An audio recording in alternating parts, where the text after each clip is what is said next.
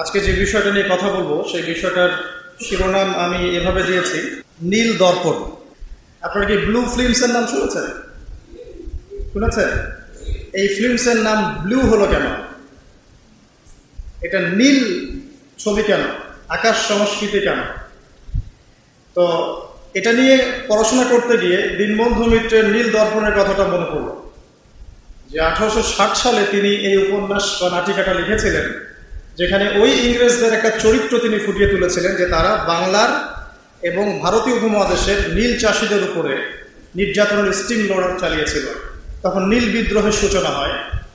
তো সেই সভ্যতাই, সেই একই সভ্যতা, ওই পশ্চিমা সভ্যতাই 1890 সাল থেকে, 90 বা 96 এই সাল থেকে সারা বিশ্ব জুড়ে একটা নতুন দর্পণ চালু করে দিল। এর নাম ব্লু ফিল্মস। এটাকে আমরা বলি পর্নোগ্রাফি বা ব্লু ফিল্মস।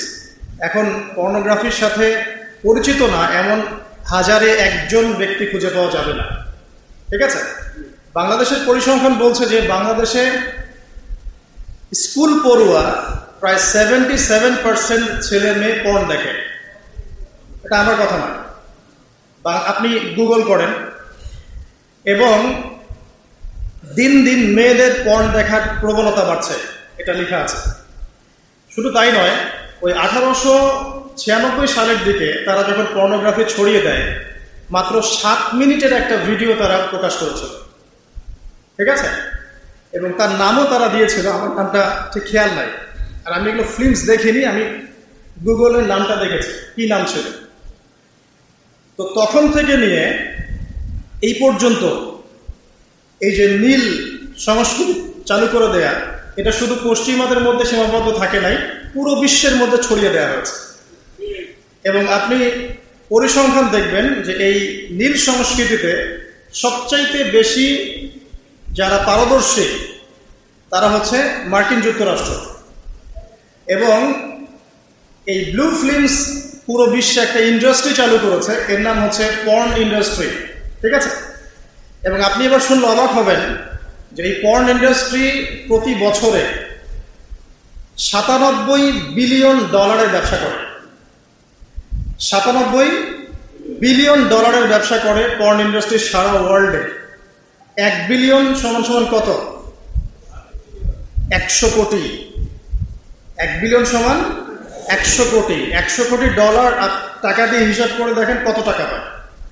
97 বিলিয়ন ডলারের ব্যবসা হয় প্রতি বছর এই পর্ন ইন্ডাস্ট্রির মধ্য দিয়ে। এবং এই ইন্ডাস্ট্রির ফিল্মসগুলো হলিউড বলিউডের চেয়ে বেশি শ্যুট করা হয়। এবং আমেরিকার লস অ্যাঞ্জেলেস নামক একটা জায়গা আছে না, এটাকে বলা হয় পর্নের স্বর্গরাজ্য। মানে এখানেই সব পর্নের শুটিংগুলো আগে হতো। একটা পর্যায় থেকে সেখান থেকে সরিয়ে ক্যালিফোর্নিয়া নিয়ে আসা হয়েছে। কখন সরানো হয়েছে? যখন সেখানকার প্রশাসন একটা আইন জারি করলো। কি আইন জারি করলো? যে এখানে শুটিং করতে হলে বাধ্যতামূলক ব্যবহার করতে হবে। নাউজুবিল্লাহ পড়বেন না? তো তারা এটা ব্যবহার করার পক্ষপাতী না, তখন ওখান থেকে ইন্ডাস্ট্রি সরিয়ে ক্যালিফোর্নিয়ার দিকে নিয়ে যাওয়া হয়েছে। তো শুধু আমেরিকায় প্রতি বছর 10 থেকে 12 বিলিয়ন ডলারের ব্যবসা করে এখানে।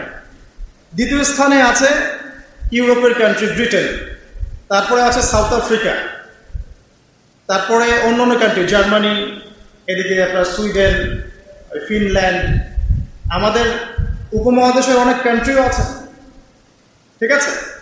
তো এই যে নীল সংস্কৃতি সারা ওয়ার্ল্ডে তারা ছড়িয়ে দিল, এখান থেকে আমি একটা নাম চুজ করেছি আর কি, যে নীল দর্পণ। আমি কিন্তু লেকচারে এখনো যাইনি, জাস্ট ইন্ট্রোডাক্টরি কিছু কথা বলবো যে নীল দর্পণ নামটা আমি কেন দিয়েছি, এই কারণে। তো মূল লেকচারে যাওয়ার আগে আমি আপনাকে কয়েকটা পরিসংখ্যান দেখাই। তার আগে বলে দিই যে এর ফলশ্রুতিতে শুধু যে ধর্ষণ বেড়েছে এমনটা নয়, বরং সমকামিতাও বেড়েছে। এখনকার পরিসংখ্যান বলছে মার্কিন যুক্তরাষ্ট্রের 52% মানুষ মনে করে যে সমকামিতাকে স্বীকৃতি দেওয়া উচিত, এবং 41% মানুষ মনে করে দেওয়ার দরকার নেই। কিন্তু আইনত এটা লিগ্যালাইজড, এটা ওদের বাক স্বাধীনতা। এটা কানাডা অনেক আগেই করেছে, ব্রিটেনেও আছে, অস্ট্রেলিয়াও স্বীকৃতি দিয়েছে, এবং দিন দিন আস্তে আস্তে আমাদের ভারত থেকে শুরু করে আমাদের দেশে পর্যন্ত এগুলোর বিস্তার বেড়ে গেছে। এবং তারা এখন সংগঠন তৈরি করেছে, তাদের ফ্ল্যাগ আছে, তারা অধিকারের কথা বলে, তারা স্বীকৃতি চায়।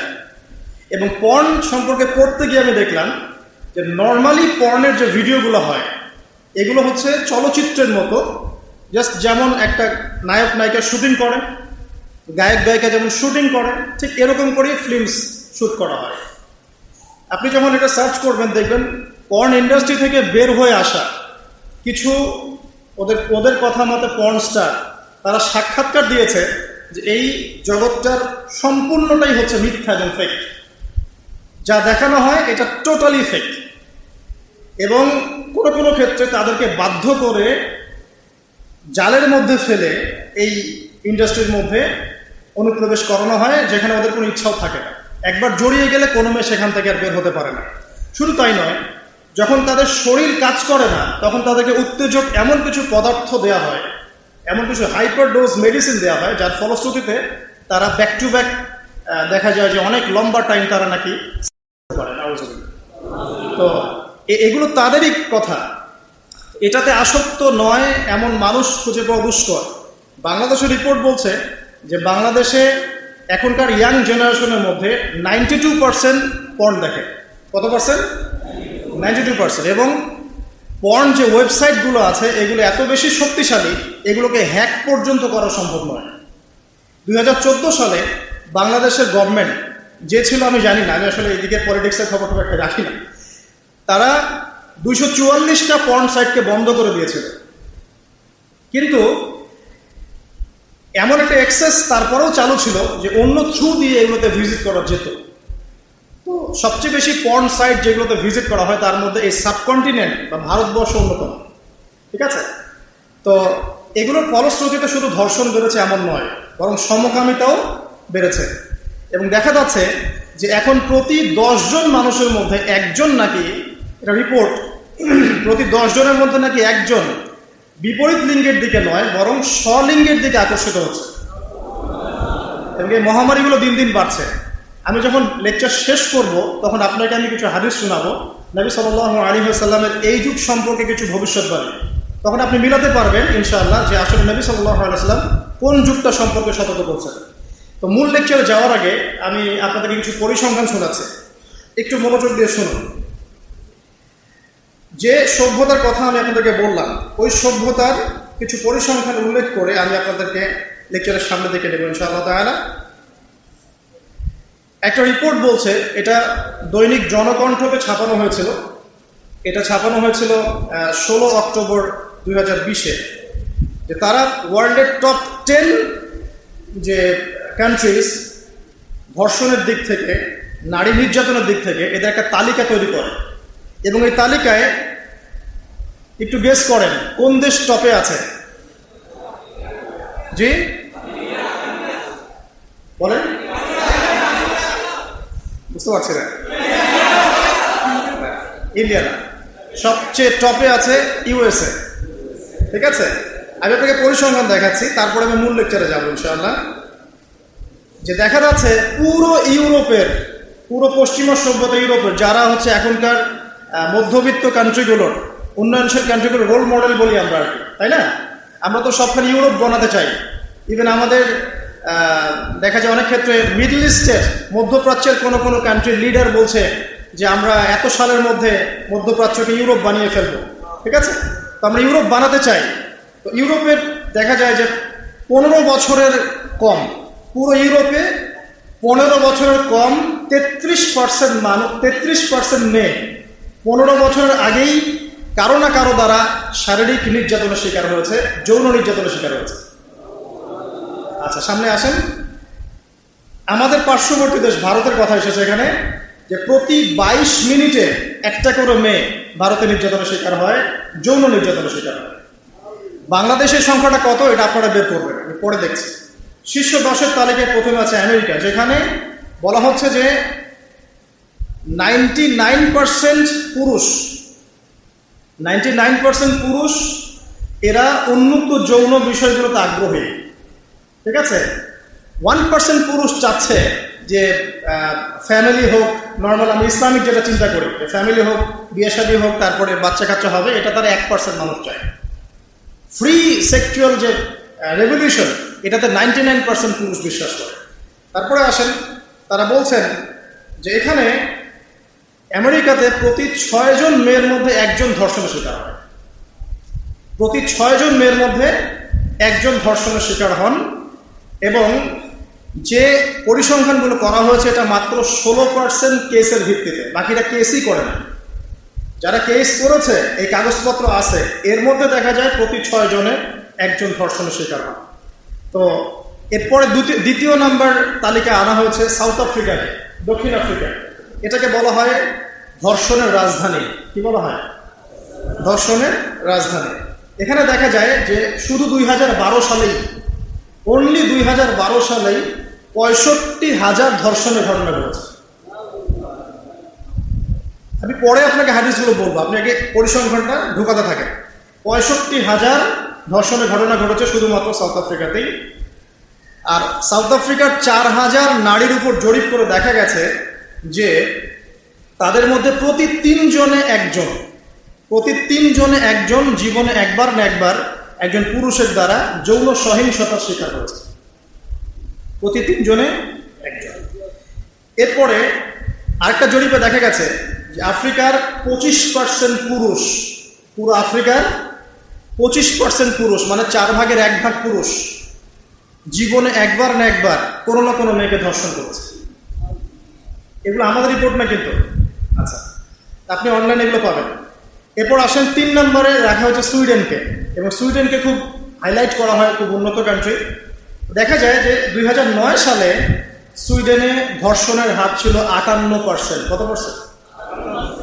আচ্ছা, 4 নম্বরে যে দেশ খুব পরিচিত আমাদের পাশে, ভারত। সেখানে বলা হচ্ছে যে 2012 সালের জরিপে ইন্ডিয়াতে ধর্ষণের রিপোর্ট করা হয়েছে 24,923টা। 24,923। আচ্ছা, আসেন তারপরে একজন রিপোর্টে বলছেন প্রতি 22 মিনিটে সেখানে একজন মেয়ে ধর্ষিত হচ্ছে। 5 নম্বরে আছে যুক্তরাজ্য, মানে ইংল্যান্ড, যেটাকে আমরা বলি যে ওই যে রানী এলিজাবেথ মারা গেলেন, খুব শোক পালন করলাম না।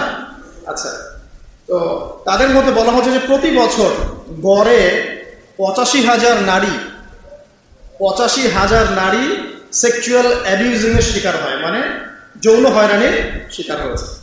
এছাড়া প্রায় 4 লক্ষ নারী এ পর্যন্ত 2012 সাল থেকে এই পর্যন্ত, মানে 2022 পর্যন্ত, লাস্ট 10 বছরে 4 লক্ষ নারী কোনো না কোনোভাবে পুরুষের দ্বারা যৌন নির্যাতনের শিকার হয়েছে, যার মধ্যে 25 থেকে 30% হচ্ছে শিশু, মানে বাচ্চা মেয়ে। আচ্ছা, তারাই তো আবার আমাদেরকে বলছে যে বিয়ের বয়স তোমরা তো কমাই দাও। আচ্ছা, আসেন এবার আরো সামনে যাই। জার্মানির পরিসংখ্যান, জার্মানি হচ্ছে এখন 6 নম্বর। জার্মানিতে বলা হচ্ছে যে সরকারি হিসেব মতে এখানে 2,40,000 নারী এবং কিশোরী জার্মানিতে ধর্ষণের শিকার হয়ে মারা গেছে। এই পর্যন্ত হিস্ট্রি। তারপরে আরেকজন হিসাবে বলছেন যে প্রযুক্তিতে জার্মানি এগিয়ে আছে ঠিকই, তবে 65,07,394 জন নারী এই পর্যন্ত জার্মানিতে ধর্ষণের শিকার হয়েছে, পুলিশের নথিতে রিপোর্ট আছে। আসেন সামনে, এটা গেল জার্মানির কথা। এরপর ফ্রান্সের সেম কথা, 75,000 নারী প্রতি বছর ধর্ষণের শিকার হচ্ছে, যাদের মধ্যে 10% হচ্ছে শিশু। এবং কানাডার কথাও এখানে আছে, কানাডাও লিস্টের মধ্যে আছে 8 নম্বরে, যেখানে বলা হচ্ছে এই পর্যন্ত 25,16,918 জন রিপোর্ট করেছে। এবার বলতে থাকলে শেষ হবে না। 9 নম্বর আছে শ্রীলঙ্কা, এবং 10 নম্বরে আছে ইথিওপিয়া। এই হলো 10টা দেশের তালিকা। আলহামদুলিল্লাহ, এখানে বাংলাদেশের নাম নাই। শুধু তাই না, বাংলাদেশ না, এই টপ 10-এর মধ্যে কোনো মুসলিম কান্ট্রির নাম নাই। ঠিক আছে? তো এরপরেও তারা দেখবেন বোরখা, হিজাব, নারীর স্বাধীনতা, নারীকে লুকিয়ে রাখছো, হ্যাঁ তোমরা পোশাক নিয়ে বেশি কথা বলো, বাড়াবে, এই কথাগুলো ওরাই এদেরকে শিখায়।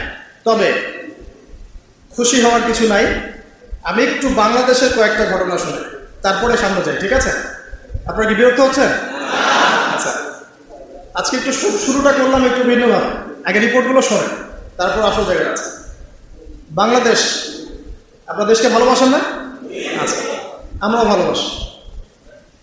তো আমাদের সোনার বাংলায় 2021 সালে এটা আইন ও সালিশ কেন্দ্রের আশকের তথ্য অনুযায়ী, সংরক্ষণ ইউনিটের পরিসংখ্যান অনুযায়ী 2021 সালে সারা বাংলাদেশে এই পর্যন্ত ধর্ষণের শিকার হয়েছেন। রিমেম্বার 2021 সালে, এটা 22 চলছে নাকি, 22-এর রিপোর্ট 23-এ গিয়ে পাওয়া যাবে। 2021 সালে শুধুমাত্র এক বছরেই বাংলাদেশে রেজিস্টার্ড ধর্ষণের শিকার হয়েছে 1321 জনের। 1321 জনের, আমি এক বছরের কথা বললাম, যার মধ্যে 47 জনকে ধর্ষণের পর হত্যা করা হয়েছে এবং যার মধ্যে 9 জন পরবর্তীতে আত্মহত্যা করে নিজেকে হত্যা করেছে। এটা গেল এক বছরের। আমি আরও ঘেটে দেখেছি 2018 সালে সংখ্যাটা ছিল 3500 কাছাকাছি, 2019 সালে গিয়ে দাঁড়িয়েছে 4300-র মতো, 2020 সালে গিয়ে দাঁড়িয়েছে 5500, আর এটা হচ্ছে 2021-22। এখানে গিয়ে আপনি দেখছেন এক বছরে এতটুকু।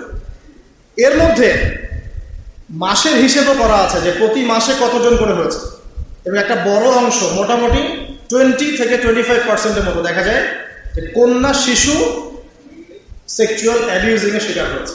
শুধু তাই না, এখানে পুরুষের দ্বারা পুরুষও নির্যাতিত হয়েছে, মানে যেটাকে সমকামিতা আমরা বলছি, এটাও হয়েছে। আর খুব রেয়ার কেস যে মেয়ের দ্বারা ছেলে সেক্সুয়াল অ্যাবিউজিংয়ের শিকার হয়েছে। এখন আমরাও যে খুব একটা ভালো অবস্থায় আছি, এটাকে বলা যাবে? এটা আশঙ্কাজনক যে আমাদের অবস্থাও আল্লাহ না করুক ওদের মতো হতে যাচ্ছে। নীরব একটা বিষয় চলছে ভিতরে, আমরা বাইরে ভালো মানুষ সেজে বসে আছি। এখন আসেন, এই পরিসংখ্যানগুলো জানার পরে আমরা একটু সামনের দিকে যাই। এখন প্রশ্ন উঠবে যে রেপ, সেক্সুয়াল অ্যাবিউজিং, কন্যা সন্তানের উপর অত্যাচার, আরো অনেক জরিপ আছে আমার কাছে, এগুলো দিলে 11টা বেজে যাবে, আমি ছোট করে দিচ্ছি। এখানে আমার কাছে মাদকের পরিসংখ্যান আছে, ঠিক আছে, যে মাদকের কি পরিসংখ্যান চলছে। আমার কাছে এটাও পরিসংখ্যান আছে যে বাংলাদেশে লিগ্যালাইজড কতগুলো পতিতালয় আছে। কে বলতে পারবেন? বাংলাদেশে লিগ্যালাইজড পতিতালয় আছে 14টা। কয়টা? তার মধ্যে 7টাই ঢাকা বিভাগে। বলেন সুবহানাল্লাহ। 7টা ঢাকা বিভাগে, বাকিগুলো বাইরে। মাদকেরটা আছে, সমকামিতার পরিসংখ্যান আমার কাছে আছে। এতগুলো দিলে আপনাদের মাথা নিতে পারবেন না। আমি শুধু একটা জায়গায় ফোকাস করতে যাচ্ছি যে ধর্ষণের পরিসংখ্যান বিশ্বে এবং দেশে, সমকামিতার পরিসংখ্যান, আপনার চাইল্ড অ্যাবিউজিং বা বাচ্চাদের প্রতি নির্যাতনের পরিসংখ্যান, যৌতুকের পরিসংখ্যান, শ্বশুরবাড়ি কর্তৃক নারীর উপর নির্যাতন, হ্যাঁ, মেয়েদেরকে পাচার করা, ধর্ষণের পর হত্যা করা, গণধর্ষণ করা, এগুলোর পরিসংখ্যান ভয়াবহ। এক কথা, এগুলোর পরিসংখ্যান কি? ভয়াবহ। এখন আসেন, স্বাভাবিকভাবেই প্রশ্ন আসবে, এখন কারণটা কি? এগুলোর কারণ কি? কেন হচ্ছে? আমরা কেন শক্ত করে প্রতিরোধ করতে পারছি না? সামনে কি আরো বাড়বে কি না? সলিউশন কি? এটাই তো আমাদের মাথায় আসে, তাই না? এই বিষয়টার সাথেই আজকের লেকচার নীল দর্পণের সম্পর্ক আছে। আমরা এতক্ষণ যে পরিসংখ্যানগুলো শুনেছি, এখান থেকে আমাদের মনে প্রশ্ন জাগছে একটাই, যে আমরা এই অবস্থার সম্মুখীন হচ্ছি কেন? চলমান এই নৈতিক অবক্ষয়ের কারণ কি? এর পিছনে কি শুধু পুরুষের দৃষ্টিভঙ্গি দায়ী, নাকি পোশাকের কোনো ভূমিকা আছে, নাকি ইসলাম এখানে সমাধান দিতে পারে কি না, নাকি ইসলামের বাইরে কোনো কিছু এর সমাধান দিবে, ঠিক আছে, নাকি আইনই পারে এগুলো হাত বন্ধ করতে? অনেক প্রশ্ন ঘুরপাক খাচ্ছে। তো এখন আমরা এগুলো সম্পর্কে আলোচনা করব ইনশাআল্লাহ, কিভাবে এখান থেকে আমরা উত্তরণের পথ খুঁজে পাবো এবং সমস্যাগুলোকে সলভ করতে পারবো ইনশাআল্লাহ। এই পর্যন্ত আমি যে কথাগুলো বলেছি শুধুমাত্র পরিসংখ্যান এবং এদের নীল সংস্কৃতি সম্পর্কে কিছু কথা বলেছি, যে ওরা কিভাবে পর্ন ছড়িয়ে দিল, কিভাবে ওদের সভ্যতায় ধর্ষক এবং ধর্ষণের সংখ্যা বাড়তে থাকলো, এবং ওয়ার্ল্ডের টপ 10 কান্ট্রির মধ্যে কিভাবে তারা জায়গা করে নিয়েছে সেরা ধর্ষণের দেশগুলোর মধ্যে, যেখানে আলহামদুলিল্লাহ মুসলিমদের কোনো দেশের নাম নাই। উদ্বিগ্নতার জায়গা এখানেই যে ক্রমশ মুসলিম কান্ট্রিগুলোতে এই সমস্যাটা বাড়ছে। এমনকি বাংলাদেশের মতো কান্ট্রিতেও আমি একটা পরিসংখ্যান দেখালাম যে শুধুমাত্র 2022-21 সালেই 21-22 সালের মধ্যেই প্রায় 1323 জন মেয়েকে রেজিস্টার্ড ধর্ষণ করা হয়েছে। বাকিরা তো কেস করেই নাই, লিখেই নাই। আর বেশিরভাগ মানুষ কিন্তু লিখতে আসে না, তারা কিন্তু এটাকে গোপন করে ফেলে।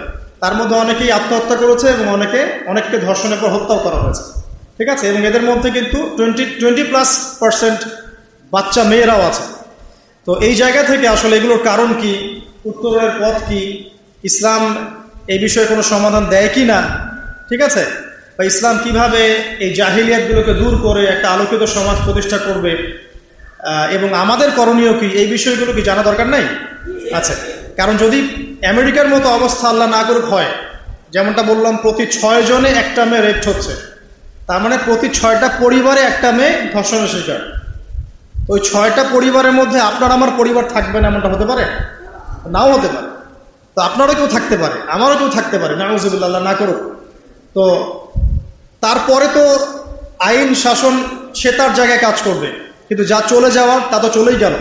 তো এই যে অবক্ষয় এবং নীল সংস্কৃতির মহামারী, এখানে ইসলামিক সলিউশন নিয়ে আমরা একটু কথা বলবো। তো কথা বলার আগে আমি আপনাদেরকে এমন একটা ঘটনায় নিয়ে যেতে যাচ্ছি, যেই ঘটনাটা এই পুরো মহাবিশ্বের মধ্যে একটা হিস্টোরিক্যাল ঘটনা।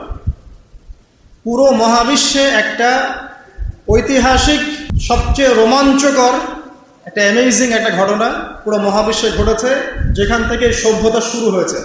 আমরা এখন ওইখান থেকে কথা বলা শুরু করবো ইনশাআল্লাহ, ঠিক আছে? চলেন। আল্লাহ রাব্বুল আলামিন প্রথমে একা ছিলেন, এবং আল্লাহ পাক যখন কোনো কিছু ছিল না তখনও ছিলেন, যখন কোনো কিছু থাকবে না আল্লাহ তখনও থাকবেন। আচ্ছা, এবার আল্লাহ রাব্বুল আলামিন এই মহাবিশ্বকে সৃষ্টি করলেন কত দিনে? মাত্র 6 দিনে, ঠিক আছে।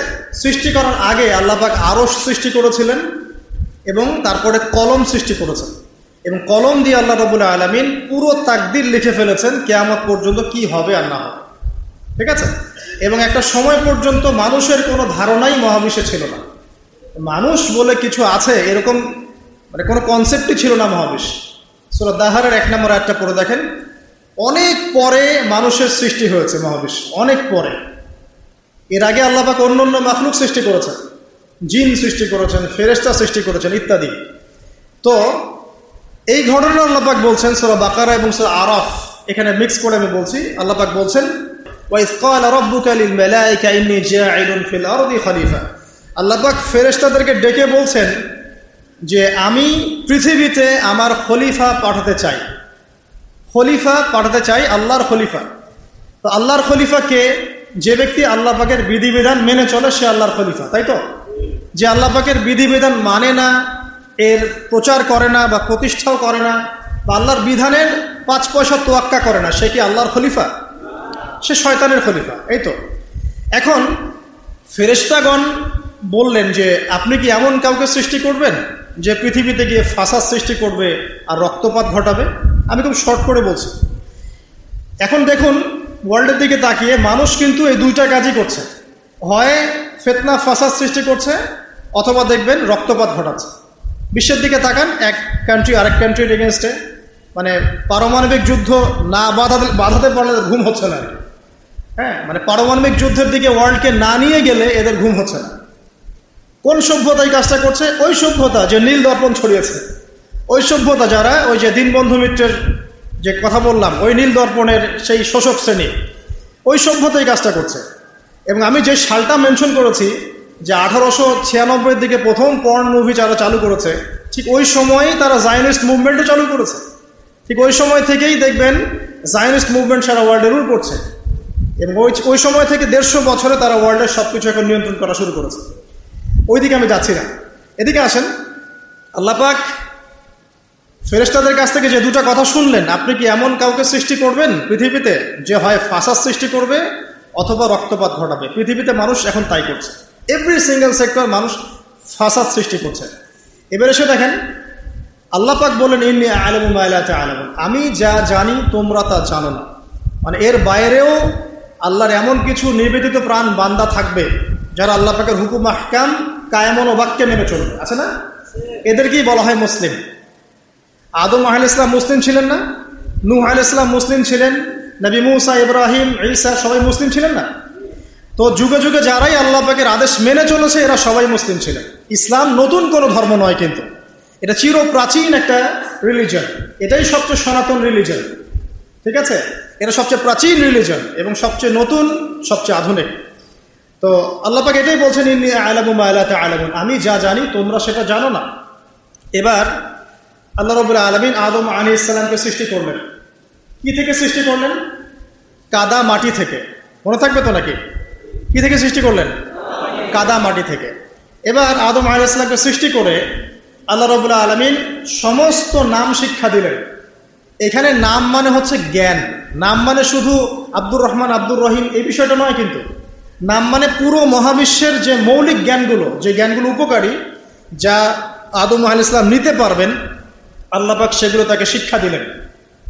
শিক্ষা দেওয়ার পরে ফেরেশতাদের সামনে তাকে হাজির করে উপস্থাপন করে আল্লাহ পাক বললেন যে তোমরা এই নামগুলো বলে দাও দেখি। তো কোনো ফেরেশতা এই নামগুলো বলতে পারলো না। তারা বলল, লা ইলমা লানা ইল্লা মা আল্লামতানা, আল্লাহ আমাদের তো জ্ঞান নাই, যে আপনি শিখিয়েছেন অতটুকু জ্ঞান আছে, এগুলো আমরা জানি না। আল্লাহ পাক আদম আলাইহিস সালামকে বললেন তুমি নামগুলো বলে দাও। আদম আলাইহিস সালাম এবার দেধারসে সব নাম বলে দিলেন। তো এই জ্ঞানতাত্ত্বিক বিজয়ের ফলেই আল্লাহ রাব্বুল আলামিন এবার বললেন, ওয়াইসকুলনা লিল মালাইকাতি ইসজুদু লি আদম, আল্লাহ পাক এবার ফেরেশতাদেরকে বললেন তোমরা এখন আদমকে সেজদা করো। তো আল্লাহ পাক সমস্ত ফেরেশতাদেরকে দিয়ে আমাদের পিতা আদম আলাইহিস সালামকে সেজদা করালেন। একটু ভেবে দেখুন যে আমাদের পিতা আদম আলাইহিস সালাম, তাকে আল্লাহ পাক পুরো মহাবিশ্বের সমস্ত ফেরেশতাদেরকে দিয়ে সেজদা করিয়েছেন। আমরা সেই আদমের সন্তান। তো এখন যখন আমরা নামাজ পড়ি না, যাকাত দেই না, রোজা রাখি না, হ্যাঁ, সুদ খাই, ঘুষ খাই, জেনা করি, দুর্নীতি করি, তখন কি আমাদের মধ্যে এই ফিলিংসটা কাজ করে যে আমরা সে আদমের সন্তান আলাইহিস সালাম, আমাদের পিতাকে আল্লাহ পাক এত সম্মানিত করেছিলেন, ফেরেশতাদেরকে দিয়ে সেজদা করিয়েছেন? আমরা কিন্তু এটা ফিলিংস আমাদের মধ্যে কাজ করে না। যাই হোক, আল্লাহ পাক বললেন ফাসাজাদু, সবাই সেজদা করলো, ইল্লা ইবলিস, কে করলো না? ইবলিস করলো না। একটা নতুন সত্তাকে পেলাম, এর নাম কি? ইবলিস। এ কি ফেরেশতা না জিন? এ জিন, কানা মিনাল জিন। আচ্ছা, সে জিনদের মধ্যে একজন ছিল। সে কিন্তু অনেক জ্ঞানী ছিল এবং আল্লাহ পাকের অনেক বেশি ইবাদত করেছিল এবং মহাবিশ্ব সম্পর্কে কিন্তু ওর জ্ঞান আছে, ঠিক আছে?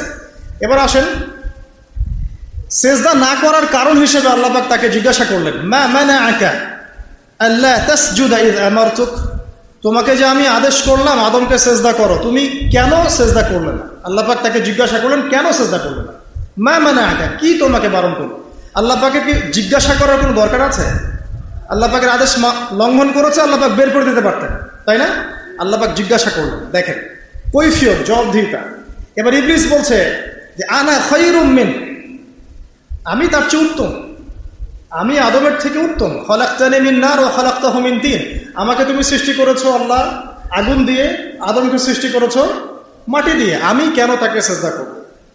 তাহলে এখানে ইবলিস আল্লাহকে বোঝানোর চেষ্টা করছে যে আল্লাহ আপনি ভুল, আমি সঠিক। নাউজুবিল্লাহ, ব্যাপারটা তাই না?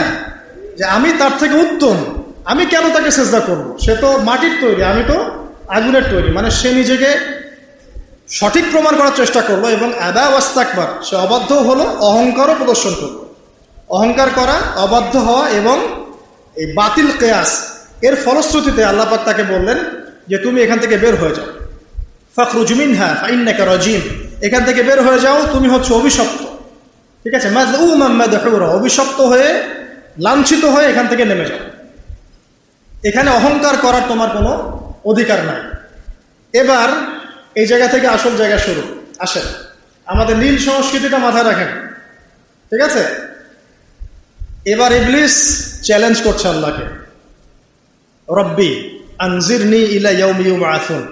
ইবলিস আল্লাহকে বলছে রব্বি, ইবলিস আল্লাহকে বলছে রব্বি, হে আমার রব, আনজিরনি, আমাকে অবকাশ দিন, ইলা ইয়াউমি ইউবআসুন, ওই দিন পর্যন্ত যেই দিন সবাইকে পুনরুত্থিত করা হবে, মানে কিয়ামত দিবস পর্যন্ত আমাকে অবকাশ দিন। তাহলে কিয়ামত যে হবে এই জ্ঞানটা আগে থেকেই ছিল মহাবিশ্বে, এটা নতুন কোনো জ্ঞান না, আগে থেকেই সবাই জানতো কিয়ামত হবে। তো ইবলিস এখন ওই সুযোগটা চাচ্ছে, আমাকে কিয়ামত পর্যন্ত অবকাশ দিন, হায়াত দিন। আল্লাহ পাক বললেন ফাইন্নাকা মিনাল মুনযারিন, যাও, তোমাকে অবকাশ দেওয়া হবে। এবার ইবলিস বলছে ফাবিমা আগওয়াইতানি, হে আল্লাহ, যে আদমের কারণে তুমি আমাকে এই যে বের করে দিলে, ফাবিমা আগওয়াইতানি লাআকউদান্না লাহুম সিরাতাকাল মুস্তাকিম। চ্যালেঞ্জটা শোনেন, একটু মনে রাখেন, আমাদের পিতাকে সম্মানিত করা হয়েছে, ইবলিস তাকে সেজদা করে নাই, ইবলিসকে বের করে দেওয়া হয়েছে, ইবলিস এবার চ্যালেঞ্জ করছে যে আদমের কারণে তুমি আমাকে আজকে বের করে দিলে আল্লাহ, আমি ওর সরল পথে ওত পেতে বসে থাকব। সারা জীবন এই কথাটা মনে রাখলে আমরা লাভবান হব ইনশাআল্লাহ। শয়তান ওত পেতে বসে আছে, শুধু তাই না, সুম্মা লাআতিয়ান্না মিন বাইনি আইদিহিম, এরপরে অবশ্যই আমি তার সামন থেকে আসব। কার সামন থেকে? আদম এবং তার সন্তানদের। মিন বাইনি আইদিহিম ওয়া মিন খালফিহিম, পিছন থেকে আসবো। ওয়া আন আইমানিহিম, তার ডান দিক থেকে আসবো। ওয়া আন শামাইলিহিম, তার বাম দিক থেকে আসবো। ওয়ালা তাজিদু আকসারাহুম শাকিরিন, আদম সন্তানের বেশিরভাগকেই তুমি শুকরগুজার পাবে না। ইবলিসের কথা ঠিক আছে? হিস্ট্রি ঘেটে দেখেন, বেশিরভাগ মানুষ কি আল্লাহ দ্রোহী না আল্লাহওয়ালা? বেশিরভাগ মানুষ আল্লাহ দ্রোহী। বেশিরভাগ মানুষ কি নামাজি না বেনামাজি? বেশিরভাগ লোক কি সুদ খায় না খায় না? বেশিরভাগ লোক এখন দেখেন মাদক খাচ্ছে না খাচ্ছে না? ম্যাক্সিমাম পর্ন দেখে কি দেখে না? ম্যাক্সিমাম জেনা করছে কি করছে না? বেশিরভাগই আল্লাহ দ্রোহী। খুব অল্প কিছু মানুষ, মুসলিমদের সংখ্যাই বা কত, তাদের মধ্যেও অল্প কিছু মানুষ খাঁটি আল্লাহওয়ালা আছে। এরপরেও দেখবেন আমাদের মধ্যে দুনিয়া প্রীতি আছে, অন্যের হক আত্মসাৎ আছে, ধর্ষণ আছে, পরকীয়া আছে, দুর্নীতি আছে, আছে না? অন্যের মাল লুণ্ঠন আছে, ডাকাতি চুরি আছে। তো বেশিরভাগ ওয়ালা তাজিদু আকসারাহুম শাকিরিন, তুমি বেশিরভাগকেই শুকরগুজার পাবে না। আচ্ছা ঠিক আছে, আল্লাহ পাক শুনলেন, তাকে বেরো করে দিলেন। এবার আদম আলাইহিস সালামকে ডেকে তার পাঁজর থেকে হাওয়া আলাইহিস সালামকে সৃষ্টি করলেন। ইনি হচ্ছেন ইতিহাসের পুরো মহাবিশ্বের প্রথম নারী। কে? হাওয়া আলাইহিস সালাম। এবং তিনি ছিলেন সবচেয়ে সুন্দরী নারী। এটা অনেকে জানি না আমরা। দুইজন নারীর কথা এসেছে সবচেয়ে সুন্দরী, একজন হাওয়া আলাইহিস সালাম, একজন হচ্ছেন ইব্রাহিম আলাইহিস সালামের স্ত্রী সারা আলাইহিস সালাম। আলহামদুলিল্লাহ, আপনারাও সুন্দরী নেককার স্ত্রী পাবেন ইনশাআল্লাহ, যদি আপনার নিজে পবিত্র থাকেন। নিজে পবিত্র না থাকলে দেখবেন পবিত্র মেয়ে পাবেন না। আর এই যুগে পবিত্র থাকা কত কঠিন বললাম, 92% পর্ন দেখে, 92% পর্ন দেখে। আচ্ছা এবার আসেন, ইয়া আদম, আল্লাহ পাক ডেকে বলছেন আদম আলাইহিস সালামকে, ইয়া আদম উসকুন আনতা ওয়া যাওজুকাল জান্নাহ, তুমি আর তোমার স্ত্রী দুজনে এখন জান্নাতে থাকো। ফাকুলা মিন হাইসু শি'তুমা রাগাদা, মানে ফাকুলা মিনহা রাগাদান হাইসু শি'তুমা, তোমরা এখান থেকে যা ইচ্ছা তাই খেতে পারো, ঠিক আছে? ওয়ালা তাকরাবা হাযিহি আশ-শাজারা, এই গাছটার কাছে যাবে না। একটু মনোযোগ দিয়ে জায়গাটাতে বসেন। ওয়ালা তাকরাবা হাযিহি আশ-শাজারা, এই গাছটার কাছে যাবে না। এই গাছটা কি গাছ এটা দেখার দরকার নেই। এই গাছটা আম গাছ না জাম গাছ না গন্ধম গাছ এটা জানার আমাদের কোনো প্রয়োজন নাই, এটা ইস্যু না। আল্লাহ পাক বলছেন এই গাছটার কাছেও যাবে না। ঠিক যেমন ওয়ালা তাকরাবু জিনা, আল্লাহ পাক বলছেন না যে জেনা করবে না, আল্লাহ বলছেন জেনার কাছেও যাবে না। ঠিক আল্লাহ পাক এখানে বলছেন না এই গাছের ফল খাবে না, আল্লাহ পাক বলছেন গাছটার কাছেও যাবে না। বুঝতে পারছেন কথা? আচ্ছা এবার আমাদের পিতা মাতা ইবলিসের ওয়াসওয়াসাতে পড়ে এই গাছের কাছে চলে গেলেন এবং ফল ভক্ষণ করলেন। ফাদাল্লাহুমা বিগুরুর ফালাম্মা যাকা আশ-শাজারা বাদাত লাহুমা সাওআতুহুমা।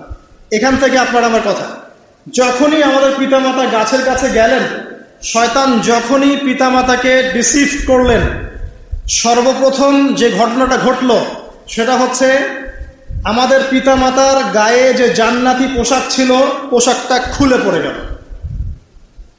জান্নাতের সবার সামনে আমাদের পিতা আবার এবং মাতাকে শয়তান প্ররোচিত করে গাছের কাছে নিয়ে গিয়ে নগ্ন করে দিয়েছে।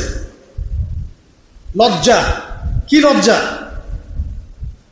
আমাদের পিতা মাতাকে শয়তান শুধু ডিসিভ করে নাই, শয়তান বলেছিল হাল আদুল্লুকা আলা শাজারাতিল খুলদি ওয়া মুলকিন লা ইয়াবলা, হে আদম আমি কি তোমাকে এমন গাছের কথা বলে দিব না যেই গাছের ফল খেলে তুমি চিরস্থায়ী জীবন পেয়ে যাবে এবং তুমি ফেরেশতাও হয়ে যেতে পারো। চিরস্থায়িত্বের টোপ, ক্ষমতার টোপ, এই দুইটা টোপ দিয়ে আদম আলাইহিস সালামকে গাছের কাছে নিয়ে আসা হয়েছে।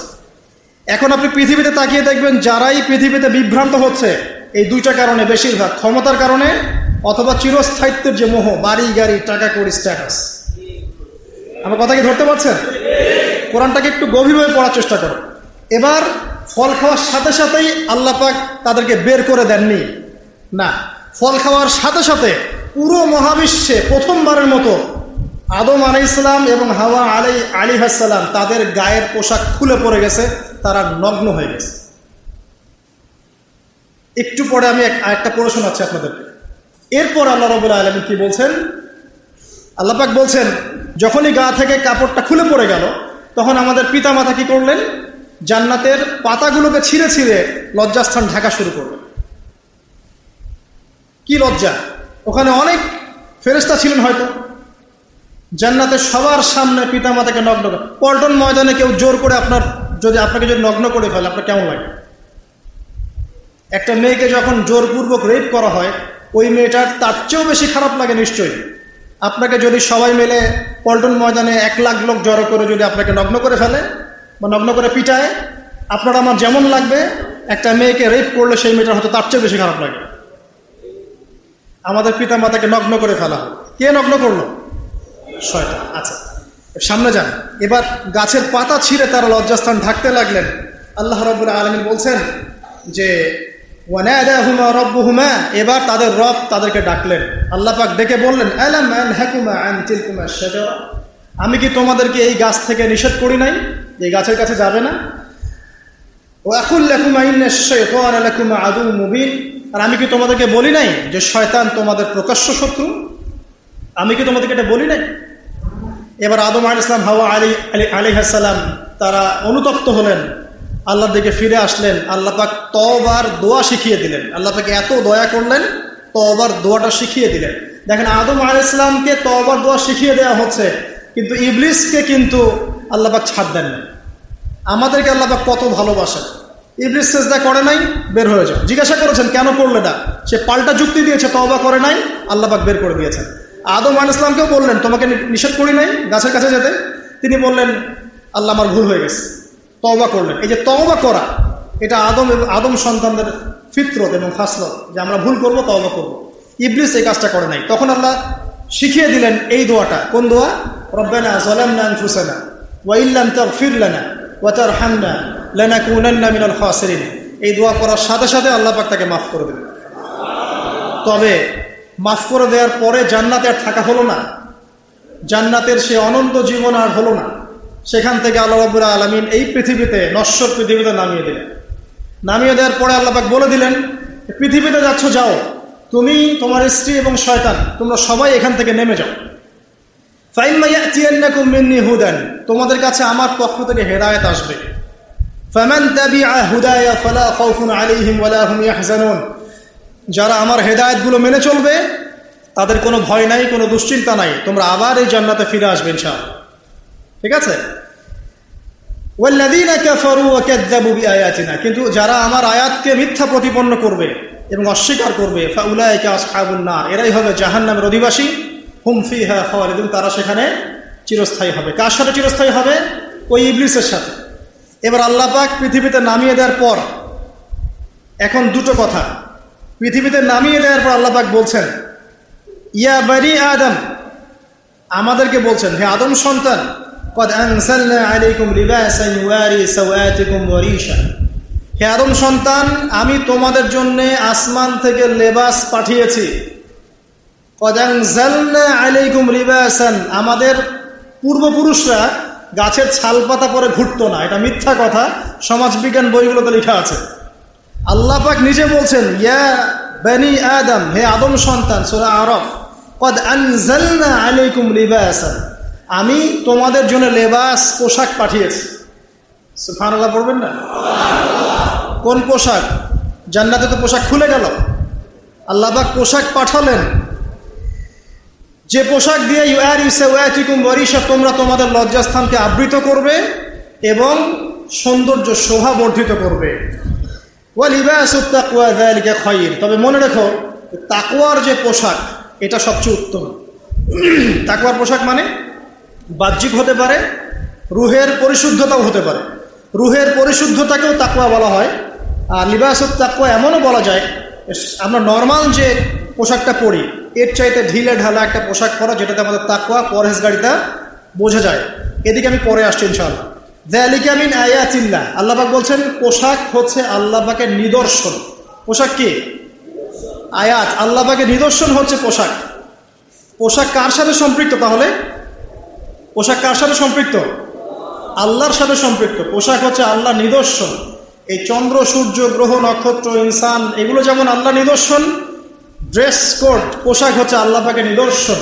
যালিকা মিন আয়াতিল্লাহ লাআল্লাকুম ইয়াযাক্কারুন, লাআল্লাহুম ইয়াযাক্কারুন, যাতে করে তারা উপদেশ গ্রহণ করতে পারে। এই আয়াত থেকে আমরা বুঝতে পারছি যে পোশাক আল্লাহ পাক নাজিল করেছেন, এটা আল্লাহ পাকের নিদর্শন। এবার সবচেয়ে ইম্পর্টেন্ট আয়াত, আল্লাহ রাব্বুল আলামিন বলছেন, লিসেন ভেরি কেয়ারফুলি, ইয়া বনি আদম, শুনুন, আল্লাহ পাক বলছেন হে বনু আদম। কাদেরকে বলছেন? বনু আদম মানে কারা? আমরা। আল্লাহ পাক এবার আমাদেরকে বলছেন ইয়া বনি আদম, হে বনু আদম, লা ইয়াফতিনান্নাকুমুশ শাইতান। খুব ভালো করে শোনেন ভাই, সেজদা ইবলিস করলো না, অহংকার প্রদর্শন করলো, আল্লাহর সাথে চ্যালেঞ্জ করলো, আল্লাহ রাব্বুল আলামিন ওকে বের করে দিলেন, আদম আলাইহিস সালাম এবং আমাদের মাকে জান্নাতে রাখলেন, ফলের কাছে, গাছের কাছে যেও না, চলে গেলেন, তারপর তারা নগ্ন হয়ে গেলেন, পোশাক খুলে পড়ে গেল। এত কিছুর পরেও আল্লাহ পাক ক্ষমা করে দিলেন, ক্ষমা করে দুনিয়াতে হেদায়েত পাঠালেন, আবার জান্নাতে যাওয়ার প্রতিশ্রুতি দিলেন, পোশাকও নাজিল করলেন। এবার আরো একটা কথা বলছেন আল্লাহ পাক, এটা হচ্ছে লা ইয়াফতিনান্নাকুমুশ শাইতান। দেখো তোমাদেরকে শয়তান যেন ওর ফিতনায় না ফেলে। লা ইয়াফতিনান্নাকুমুশ শাইতান কামা আখরাজা আবাওয়াইকুম মিনাল জান্নাহ, ঠিক যেভাবে শয়তান তোমাদের পিতামাতাকে জান্নাত থেকে বের করে দিয়েছিল, এভাবে শয়তান যেন তোমাদেরকে আর ফিতনায় ফেলতে না পারে। মানে পৃথিবীতে শয়তান যেন তোমাদেরকে এমনভাবে প্ররোচিত করতে না পারে যে তোমরা আবার জান্নাতে যাওয়া থেকে বঞ্চিত হয়ে যাও, আবার জাহান্নামের পথে হেঁটে যাও। মনে রেখো যে ইয়ানজিউ আনহুমা লিবাসাহুমা লিয়ুরিয়াহুমা সাওআতিহিমা, এটা হচ্ছে কথা। তোমরা মনে রেখো, হে বনু আদম, তোমরা মনে রেখো যে শয়তান কিন্তু তোমাদের পিতা মাতার পোশাক খুলে ফেলেছিল, যাতে করে তাদের সতর এবং লজ্জাস্থান উন্মোচিত হয়ে যায়। ইন্নাহু ইয়ারাকুম হুয়া ওয়া কাবিলুহু মিন হাইসু লা তারাউনাহুম, শয়তান এবং তার দলবল তোমাদেরকে এমন জায়গা থেকে দেখতে পারে যেখানে তোমরা তাদেরকে দেখতে পারো না। খুব ইম্পর্টেন্ট কথা, আল্লাহ পাক খুব সতর্ক করছেন আমাদেরকে যে বনু আদম, তোমাদেরকে শয়তান যেন আবার ফিতনায় ফেলতে না পারে, ঠিক যেমন করে তোমাদের পিতা মাতাকে ফিতনায় ফেলেছিল। মনে রেখো তোমাদের পিতা মাতাকে কিন্তু শয়তান গায়ের কাপড় খুলে ফেলেছে। তাহলে এখান থেকে আল্লাহ কি বোঝাচ্ছেন? আর এখনকার সিচুয়েশন কেমন? গায়ের পোশাক, পর্দা, শালীনতা, ঠিক আছে, তাকওয়ার পোশাক, এগুলো যেন আমাদের গা থেকে কেউ খুলতে না পারে, আল্লাহ পাক এখানে সর্বোচ্চ সতর্ক করছেন আমাদেরকে। ঠিক আছে কথা? তাহলে বোঝা যাচ্ছে যারা এখন আমাদের গা থেকে এই শালীনতার পোশাককে খুলে ফেলতে চায়, তারা নিঃসন্দেহে শয়তানের এজেন্ট হয়ে কাজ করছে। কোরআন থেকে মিলল কি দলিল? কোরআন থেকে কি দলিল মিলেছে? আল্লাহ পাক বলছেন শয়তান থেকে সতর্ক থেকো, কারণ শয়তান কিন্তু তোমাদের পিতা মাতার গা থেকে পোশাক খুলে ফেলেছিল জান্নাতে। অতএব তোমরা দুনিয়াতে যখন থাকবে, তোমাদের গায়ের পোশাক, তোমাদের স্ত্রী সন্তান, তোমাদের পর্দা, তোমাদের রুচিবোধ, তোমাদের যে আত্মিক শুভ্রতা বা আধ্যাত্মিকত্ব এবং একই সাথে তোমাদের তাকওয়ার পোশাক, এগুলোকে হেফাজত করো, এগুলো যেন তোমাদের গা থেকে কেউ খুলতে না পারে। শয়তান কিন্তু খুলেছিল জান্নাতে। তাহলে আমরা বুঝতে পারছি যে এখনকার এই চলমান বিশ্বে যে সভ্যতাই বলেন, যে দেশই বলেন, যে সংগঠন বলেন, যে গুটি কয়েক মানুষ বলেন, বা যে কোনো মুভমেন্টের কথাই বলেন, বা কোনো দর্শন বা স্কুল অফ থট, যারা ক্লোথ খুলে ফেলা, ড্রেস কোড উঠিয়ে দেওয়ার, নগ্নতার, অশালীনতার প্রচার প্রসারের পিছনে কাজ করছে, বুঝতে কি বাকি আছে এরা কার এজেন্ট? এরা কার হয়ে কাজ করছে? কোরআন কি কথা বলছে না? খালি কোরআনের সূরা আরাফটা পড়ুন, তাহলে বুঝতে পারবে। যে কাজ শয়তান করেছিল জান্নাতে আমাদের পিতামাতার সাথে, ওই কাজ এই চলমান সময়ের মানুষ শয়তানরা করছে আমাদের সাথে। এখানে জিন শয়তান কাজ করছে না তো, এখানে চলমান সময়ের মানুষ শয়তানরা আমাদের এবং আমাদের মা বোনদের গা থেকে কাপড় খুলে ফেলার চেষ্টা করছে। যেই কাজটা শয়তান করেছিল জান্নাতে, আল্লাহ পাক সেটাই বলছেন, হে বনু আদম, খুব খেয়াল রেখো, লা ইয়াফতিনান্নাকুম, তোমাদেরকে যেন ফিতনায় ফেলতে না পারে। কামা আখরাজা আবাওয়াইকুম মিনাল জান্নাহ, যেমন করে তোমাদের পিতামাতাকে জান্নাত থেকে শয়তান বের করে দিয়েছে। কি করেছিল? ইয়ানজিউ আনহুমা লিবাসাহুমা, তোমাদের পিতামাতার গা থেকে কাপড় খুলে ফেলেছিল। তোমাদের পিতামাতার গা থেকে কাপড় খুলে ফেলেছিল। খেয়াল রেখো এই কথাটা, যাতে করে তাদের লজ্জাস্থান দেখিয়ে দেয়া যায়। এরপর থেকে আল্লাহ পাক এই যে পৃথিবীর সিলসিলা শুরু হলো। শুধু তাই নয়, আল্লাহ পাক তাদের সম্পর্কে বলছেন, যারা এই কাজগুলো করে তাদেরকে আমি শয়তানের ওলি বানিয়ে দিয়েছি। মানে এদেরকে শয়তান ওয়াসওয়াসা দেয়, প্রলোভিত করে, এবং জিন শয়তান মানুষ শয়তানকে ওয়াসওয়াসা দেয়। আল্লাহ পাক আরও বলছেন যে ওয়াইদা ফাআলু ফাহিশাতান, শেষ হয়নি শোনেন, এত চমৎকার আয়াতগুলো আমি লোভ সামলাতে পারছি না। ওয়াইদা ফাআলু ফাহিশাতান, যখন এই শ্রেণীর মানুষ যারা কাপড় খোলার মুভমেন্ট করছে, এই শ্রেণীর মানুষ যখন কোনো ফাহেসা কাজ করে, অশ্লীল, নোংরা, অশালীন কাজ করে বা কাজ করার দিকে মানুষকে আহ্বান করে, কলু, তারা বলে, তারা কি বলে? ওয়াজাদনা আলাইহা আবানা, আমরা আমাদের বাপদাদাদেরকে দেখেছি এভাবে চলতে। কথা বুঝতে পারছেন? কোরআন কত স্পষ্ট কথা বলছে। এটা 1000 বছরের সংস্কৃতি। এটা এভাবেই আমার ব্লাউজ ছাড়া আমার মা শাড়ি পরতো, এইভাবে। এটা 1000 বছরের সংস্কৃতি চলে আসছে। আল্লাহ পাক এটাই বলছেন, ওয়াইদা ফাআলু ফাহিশাতান ক্বালু, তারা বলে ওয়াজাদনা আলাইহা আবানা, আমরা আমাদের বাপ দাদাদেরকে দেখেছি এভাবেই করতে। আরো বলছেন আল্লাহ, ওয়াল্লাহু আমারনা বিহা, তারা আরো বলে আল্লাহই আমাদেরকে আদেশ করেছে। নাউযুবিল্লাহ, আল্লাহই আমাদেরকে স্বাধীনতা দিয়েছেন। আল্লাহ বলছেন যে ইন্নাল্লাহা লা ইয়া'মুরু বিল ফাহশা, জেনে রাখো হে নবী, বলে দিন আপনি যে আল্লাহ পাক কোনো অশ্লীল কাজের আদেশ করতে পারেন না। আল্লাহ পাক কোনো অশ্লীল কাজের আদেশ করতে পারেন না। আতাকুলুনা আলাল্লাহি মা লা তা'লামুন, তোমরা কি আল্লাহ সম্পর্কে এমন কথা বলছো যে সম্পর্কে তোমাদের কোনো জ্ঞান নেই? কুল, হে নবী আপনি বলে দিন, আমারা রাব্বি বিল কিসত, বরং আল্লাহ রাব্বুল আলামিন আদেশ করেন ন্যায়ের। আল্লাহ অন্যায় অশ্লীল কোনো কাজের আদেশ করতে পারেন না, বরং আল্লাহ পাক ন্যায়ের আদেশ করেন। ওয়া আকিমু ওয়ুজুহাকুম ইনদা কুল্লি মসজিদ, এবং প্রত্যেক নামাজের সময় চেহারাকে একনিষ্ঠভাবে আল্লাহর দিকে ঘোরানোর আদেশ আল্লাহ পাক করেন। যে আমরা প্রত্যেক ওয়াক্তে সালাতের আজান হবে, একনিষ্ঠভাবে আমাদের চেহারাকে আল্লাহর দিকে ঘোরাবো। আল্লাহ পাক ন্যায়ের আদেশ করেন, আল্লাহর দিকে একনিষ্ঠতার আদেশ করেন। ওয়াদউহু মুখলিসিনা লাহুদ্দিন, এবং তোমরা একনিষ্ঠভাবে আল্লাহকে ডাকবে, এই আদেশ আল্লাহ পাক করেন। আল্লাহ পাক ফাহেসা কোনো কাজের আদেশ করতে পারেন না। কামা বাদাআকুম তাউদুন, মনে দেখো তোমরা যেভাবে সৃষ্টি হয়েছ ওইভাবে আবার তোমরা ফিরে আসবে। কোথায়? এই কবরে, এই মাটিতে, তারপরে হাসরের মাঠে, তারপর আবার জান্নাতে, না হয় জাহান্নামে। ফারীকান হাদা ওয়া ফারীকান হাক্কা আলাইহিমুদ দালালা, এটা নির্ধারিত হয়ে গেছে যে কিছু মানুষ হকের উপর থাকবে আর কিছু মানুষ পথভ্রষ্টতার উপর থাকবে। ওয়াল্লাযীনা ইত্তাখাযু মিন দুনিল্লাহি আউলিয়া, যারা আল্লাহ বাদ দিয়ে অন্য কাউকে আউলিয়া হিসেবে গ্রহণ করেছে, ওয়া ইয়াহসাবুন, এবং তারা ধারণা করে যে আন্নাহুম মুহতাদুন, তারা হেদায়েতপ্রাপ্ত আছে, তারা মনে করে তারাই সঠিক পথের উপর আছে। তো এই যে পৃষ্ঠাটা সূরা আরাফের প্রথম 2-3 পৃষ্ঠা আপনি যদি পড়েন, আপনি ঐতিহাসিক একটা ঘটনা পাবেন। প্রথম কিভাবে শুরু হলো জামা খুলে ফেলার ঘটনাটা, সেটার সিলসিলা চলতে চলতে চলতে চলতে আজকে এই পর্যায়ে এসেছে।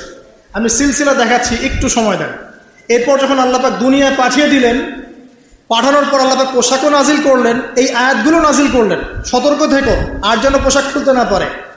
এই কারণেই হয়তোবা এই কারণেই পৃথিবীর বড় বড় যে রিলিজিয়নগুলো আছে, আদম আলাইহিস সালাম থেকে শুরু করে মুহাম্মদ সাল্লাল্লাহু আলাইহি ওয়াসাল্লাম পর্যন্ত, প্রত্যেক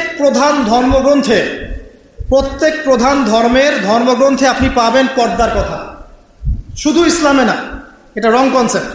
শুধু ইসলামে পর্দার কথা আছে, এটা ভুল কথা।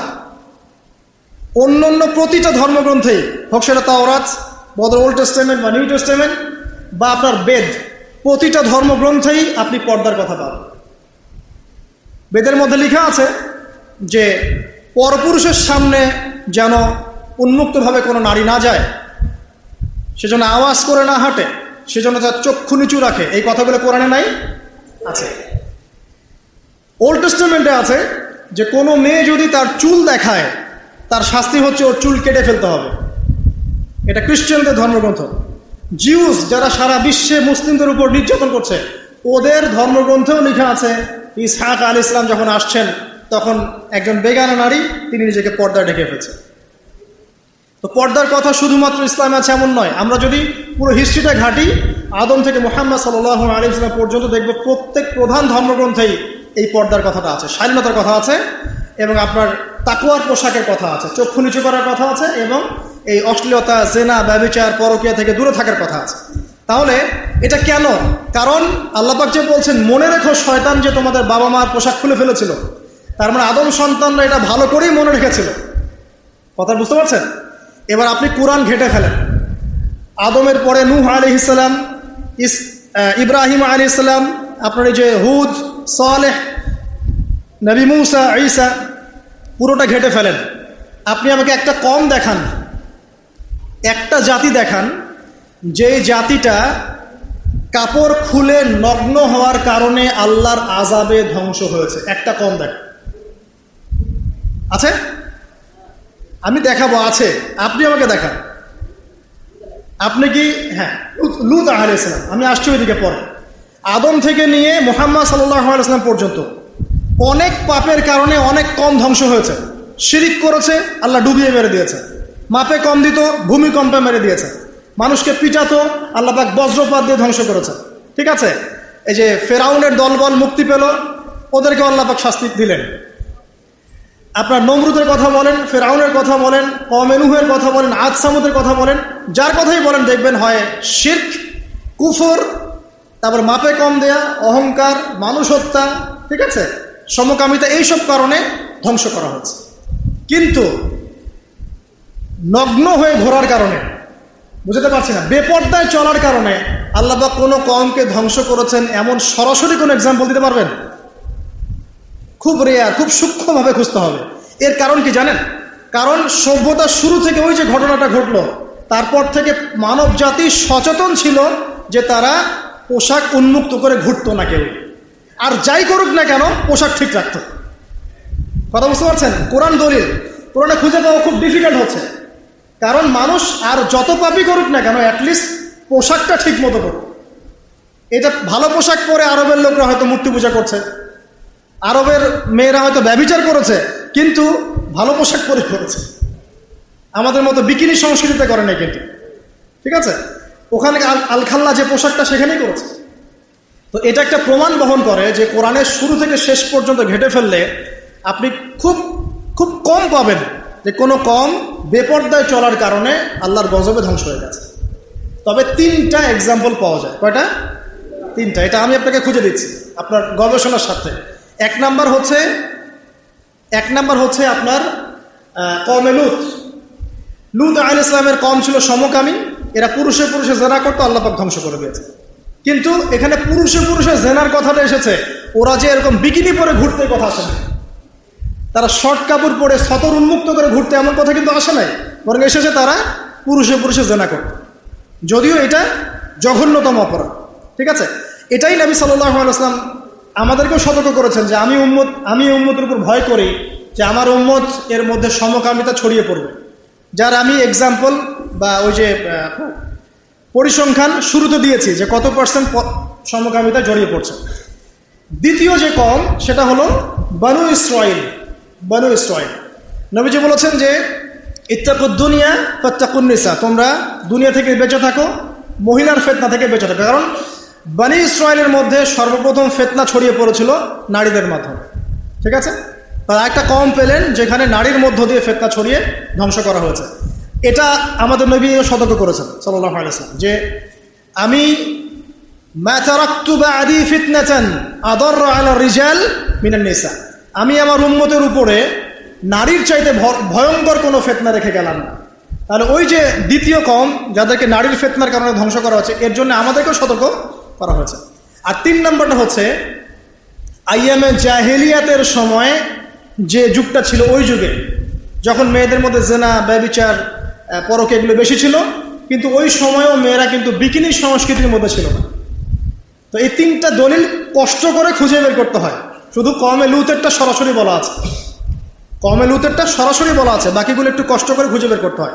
এটা একটা ইন্ডিকেশন যে মানুষ শুরু থেকে জানতো যে পোশাক শালীন হতে হয়। শালীন পোশাক পরে তারা কেউ সুদ খাচ্ছে বা শিরিক করছে বা কুফর করছে, কিন্তু পোশাকের শালীনতা ইতিহাসে ছিল। তাহলে কখন থেকে চলে গেল? ওইদিকে আসার আগে আমি মুহাম্মদ সাল্লাল্লাহু আলাইহি ওয়াসাল্লামের কাছ থেকে শেষ করছি। দেখুন, এরপরে নবী সাল্লাল্লাহু আলাইহি ওয়াসাল্লামের সময়টা যখন আসলো, যখন আইয়ামে জাহিলিয়াত বলছি আমরা, যেখানে জেনা, সুদ, ব্যভিচার, মাদক, আপনার গোত্রীয় দ্বন্দ্ব এগুলো চলছে, ঠিক এই সময়ে আল্লাহ রাব্বুল আলামিন সর্বশেষ এবং চূড়ান্ত নবী মুহাম্মদ সাল্লাল্লাহু আলাইহি ওয়াসাল্লামকে পাঠান এবং তার হাতে অশ্লীলতার শেকড়টাকে আল্লাহ পাক উপরে ফেলে দেন। এরপরে আর কোনো অশ্লীলতা বাকি থাকে না। ঠিক আছে? কিভাবে উপরান? আল্লাহ পাক কোরআন নাজিল করেন, আল্লাহ পাক হাদিস নাজিল করেন, যেখানে আল্লাহ রাব্বুল আলামিন বলছেন যে ছেলেরা, মুমিন পুরুষ যারা হবে তারা যেন চক্ষু নিচু করে ফেলে। এক নম্বর কথা, আমাদেরকে আল্লাহ পাক বলছেন যখন তোমরা চলবে, যদি তোমরা বেগানা কোনো মেয়ের দিকে চোখ পড়ে যায়, চোখ নিচু করে ফেলো। কুল লিল মুমিনিন ইয়াউদ্দু মিন আবসারিহিম ওয়া ইয়াহফাযু ফুরুজাহুম, সূরা নূরের আপনি 30-31 পড়ে দেখেন। তো আল্লাহ পাক কিভাবে এখানে শেকড়টা উপরে ফেলছেন? চলমান একটা যে শেকড়, অশ্লীলতার শেকড়, এটাকে আল্লাহ পাক মুহাম্মদ সাল্লাল্লাহু আলাইহি ওয়াসাল্লামের হাত দিয়ে কেমন করে উপড়াচ্ছেন? কোরআনের মাধ্যমে। আল্লাহ পাক প্রথমে ছেলেদেরকে বলছেন চোখ নিচু করো, লজ্জাস্থান হেফাজত করো। আবার মেয়েদেরকে বলছেন কুল লিল মুমিনাত ইয়াগদুদনা মিন আবসারিহিন্না ওয়া ইয়াহফাজনা ফুরুজাহুন্না। মহিলাদেরকেও বলছি যে মেয়েরা আছো, তোমরাও তোমাদের চোখ নিচু করবে, লজ্জাস্থান হেফাজত করবে এবং যতটুকু দেখা যায় স্বাভাবিক, এর বাইরে কোনো কিছু প্রদর্শন করবে না। আবার সূরা আহজাবে যান, আল্লাহ পাক বলছেন কুল লিআজওয়াজিকা ওয়া বানাতিকা ওয়া নিসাইল মুমিনিন, হে নবী আপনি আপনার স্ত্রী, সন্তান, আপনার স্ত্রী, আপনার মেয়ে মুমিনদের, নারীদেরকে বলুন ইউদনিনা আলাইহিন্না জালাবিবিহিন্না, তোমরা ঘরে থাকো, ঘর থেকে বের হয়ে না বিনা প্রয়োজনে জাহিলি যুগের মতো করে তোমরা বাইরে চলাফেরা করো না। এবং বের হলে তোমরা কি করবে? বক্ষদেশ, তোমাদের যে মানে দেহ আছে, এটাকে সুন্দর করে পুরো চাদর দিয়ে আবৃত করে বের হয়। তো আল্লাহ পাক কোরআন দিয়ে আমাদেরকে এই অশ্লীলতার শেকড়টা উপড়াচ্ছেন। চোখ নিচু করো, চোখ নিচু করো, এই ছেলে তুমিও নিচু করো, মেয়ে তুমিও নিচু করো। তারপরে ঘর থেকে বিনা প্রয়োজনে বের হয় না মেয়েরা, মেয়ের হলেও হিজাব করে বের হও। ছেলেদেরকে বলছেন যে তোমাদের পোশাক হতে হবে এইরকম, সতর এরকম থাকবে, তাকওয়ার পোশাক আরও উত্তম। মেয়েদেরকে হিজাব করতে বলছেন। শুধু পর্দার বিধান দিয়ে আল্লাহ ক্ষান্ত হচ্ছেন। এটা গেল শুধু একটা রুলস। তারপর আল্লাহ পাক আমাদেরকে 5 ওয়াক্ত নামাজ পড়াচ্ছেন, রমজান মাসে রোজা রাখাচ্ছেন, কোরআন তেলাওয়াত করাচ্ছেন, জিকির করাচ্ছেন, এগুলো করাচ্ছেন না? যাকাত দেওয়াচ্ছেন, আমর বিল মারুফ নাহি আনিল মুনকারের মধ্যে রাখছেন, ভালো কাজের মধ্যে আল্লাহ পাক আমাদেরকে রাখছেন, যাতে করে আমরা ওই অশ্লীল পথে না পা বাড়াই। শুধু প্র্যাকটিক্যাল, থিওরিটিক্যাল একটা বিষয় দিয়ে ক্ষান্ত না যে জাস্ট পোশাকটা চেঞ্জ করো, বরং আত্মশুদ্ধিমূলক কাজের মধ্য দিয়ে আল্লাহ পাক আমাদের আত্মাটাকে পরিশুদ্ধ করছেন। এরপরেও যদি কেউ ভুল করে, তখন আল্লাহ পাক বলছেন জেনা করে ফেলেছে, এখন শাস্তি দাও, 100 বেত্রাঘাত করো, 1 বছরের জন্য নির্বাসিত করো। বিবাহিত ব্যক্তি আছে, জেনা করেছে, ওকে রজম করে ফেলো। মানে শুধু তাত্ত্বিক বিষয় দিয়েই সীমাবদ্ধ না, বরং যদি কেউ এর পরেও লঙ্ঘন করে, তাহলে একে শাস্তি প্রদান করো, আইনের আওতায় নিয়ে আসো। এখন এই লসগুলো যখন নাজিল হলো, তারপরে মাত্র 23 বছরের ব্যবধানে অশ্লীলতার যে শেকড়টা ছিল, ওই যে নীল দর্পণ, এটা পুরো উপরে ফেলে দেওয়া হয়েছে। এটার শেকড়টা উপরে ফেলা হয়েছে। এ কারণে আপনি দেখবেন 4 খলিফার জীবনী এবং নবী সাল্লাল্লাহু আলাইহি ওয়াসাল্লামের জীবনী, পরে উমাইয়াদের 100 বছরের শাসন বা 132 বছর, আব্বাসীয়দের পরের 500 বছর, এই পুরো সময়গুলো ঘাটেন আপনি। মানে 1800 সাল আসার আগ পর্যন্ত ঘেটে ফেলেন। নবীর জীবনী, 4 খলিফার জীবনী, আব্বাসীয় খেলাফত, তার আগে উমাইয়া খেলাফত, এরপর ফাতেমিদের খেলাফত, কর্ডোবার খেলাফত, ওসমানীয় খেলাফত, সব ঘেটে শেষ করে ফেলেন। এখানে গিয়ে আপনি খোঁজেন জেনা কতটা হয়েছে, ধর্ষণ কতটা হয়েছে, শিশু ধর্ষণ কতটা হয়েছে, ঠিক আছে, কতটা নারীকে অ্যাসিড দগ্ধ করা হয়েছে, কতজন নারীর উপর জুলুম করা হয়েছে, আপনি পরিসংখ্যান খুঁজেই পাবেন না। উমর রাদিয়াল্লাহু আনহুর যুগে ধর্ষণের ঘটনা কয়টা ঘটেছে? 1000, 2000, 10টা? 5টা? একটাও ঘটেছে? একটা জাতি আমাকে দেখান যে জাতির মধ্যে একটাও ধর্ষণের ঘটনা ঘটে না। আমরা তো সভ্যতার কথা বলছি, সংস্কৃতির কথা বলছি, পোশাক নিয়ে কথা বলছি। একটা নেশন দেখান। ইসলাম আসার পর, কোরআন সুন্নাহর এই রেগুলেশনসগুলো নাজিল হওয়ার পরে, এগুলো সুষম বাস্তবায়নের পর যে প্রেক্ষাপট তৈরি হয়েছিল, না আছে কোনো ধর্ষণ, না আছে কোনো জিনা, না আছে কোনো মাদক, না কোনো দুর্নীতি, না কিছুই, ওই রকম একটা সোনালী যুগ আমাকে দেখান। চাইনিজদের সংস্কৃতি দেখাতে পারবেন? রাশিয়ানদের সংস্কৃতি পারবেন? কমিউনিস্টদের পারবেন?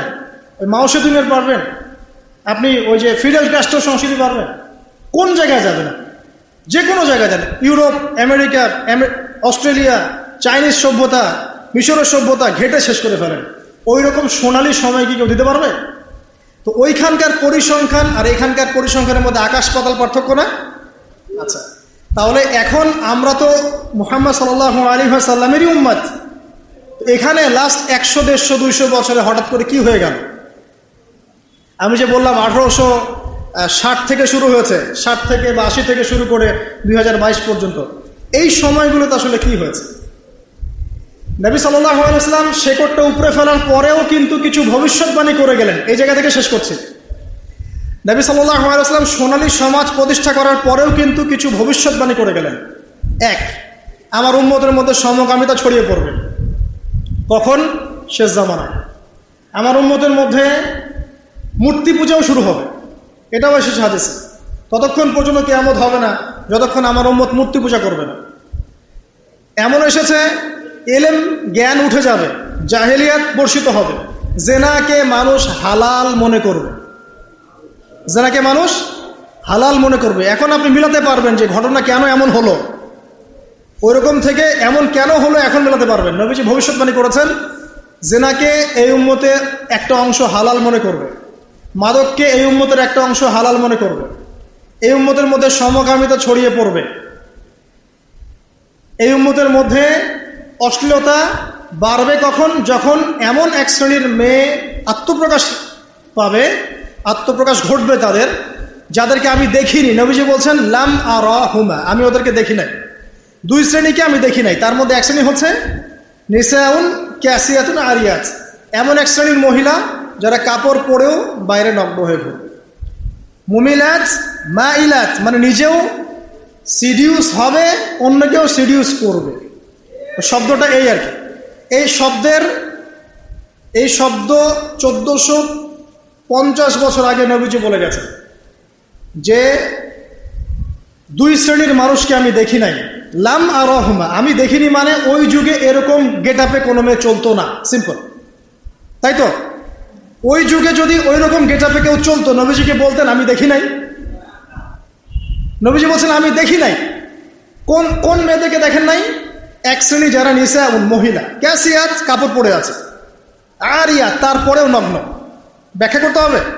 তার মানে কাপড় পরেও নগ্ন শ্রেণীর মেয়েরা নবীর যুগে ছিল না, সিম্পল।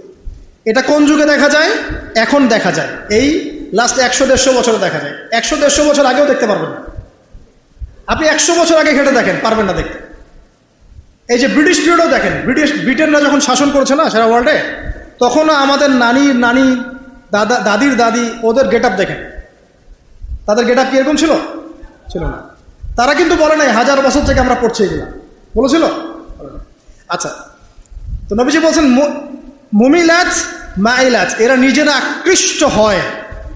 আকৃষ্ট হয় এবং আকৃষ্ট করে। আপনি কি জানেন সিডিউসের অর্থ কি? এটা সম্পূর্ণ অপপ্রয়োগ হয়েছে। অনলাইনের যুগ, মানুষ মানে হুজুকে মাতা।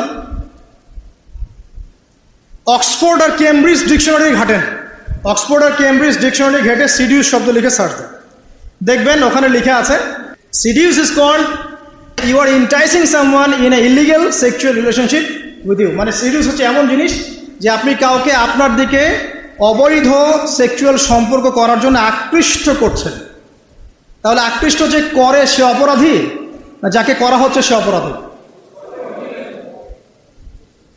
খুঁজেন, গুগলে গিয়ে সার্চ দেন।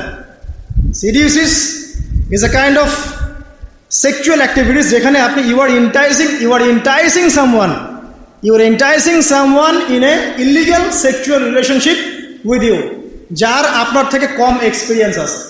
পড়ে দেখেন, কেমব্রিজের মধ্যে এটা লেখা আছে যে এমন একজনকে আপনি আপনার দিকে সেক্সুয়ালি প্রলুব্ধ করছেন, ইন্টাইস করছেন, যার আপনার বিষয় সম্পর্কে জ্ঞান কম, আপনার সাথে সেক্সুয়াল বিষয় সম্পর্কে তার জ্ঞান কম, আপনার জ্ঞান বেশি।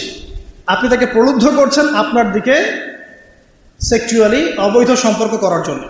এটাই হচ্ছে মুমিলাত মাইলাত। হাদিসের শব্দের সাথে মিল আছে? মিল আছে। তো এখানে যে আকৃষ্ট করছে সে অপরাধী, না যে আকৃষ্ট হচ্ছে সে অপরাধী? তাহলে নিঃসন্দেহে যে আকৃষ্ট করছে সে অপরাধী। আর তার অপরাধের কারণটা এখানে কি? তার পোশাক এবং তার দেহের প্রদর্শনী নয়, নাকি অন্য কিছু? নিঃসন্দেহে এটা। এবং এটা ভালো পোশাক পরেও মানুষ অন্য কাউকে আকৃষ্ট করতে পারে। ভালো পোশাক পরে আছেন কিন্তু কথার মাধ্যমে আকৃষ্ট করতে পারেন, ফোনের কলসের মাধ্যমে আকৃষ্ট করতে পারেন, ডেটিংয়ের মাধ্যমে আকৃষ্ট করতে পারেন, অন্যভাবেও করতে পারেন। এখানে শুধু পোশাকটাই মূল ইস্যু নয়, এখানে আরও অনেক ব্যাপার আছে। একই সাথে আমরা যে নীল সংস্কৃতির কথা বললাম, এগুলো যখন প্রত্যেকে ঘরে ঘরে দেখছে, তখন সবাইকে ভিতর থেকে পশু হয়ে যায়নি? তখন তো খুব সহজেই একটা মানুষ প্রলুব্ধ হবে, এবং তখন ধর্ষণ বাড়বে, জেনা বাড়বে, পরকীয়া বাড়বে, এবং এই পরিসংখ্যানগুলো বাড়তে থাকবে। এখানে সলিউশন কে দিবে? সলিউশন দিবে শুধুমাত্র সেই সভ্যতা যে সভ্যতার সময় জেনার হার ছিল 0.00001%। ওই সভ্যতা যখন রেপের হার 0.00001%, সুদের হার 0.00001%, দুর্নীতির হার 0.00001%। এটা কোন সভ্যতা? এটা ওই খোলাফায়ে রাশেদার সভ্যতা।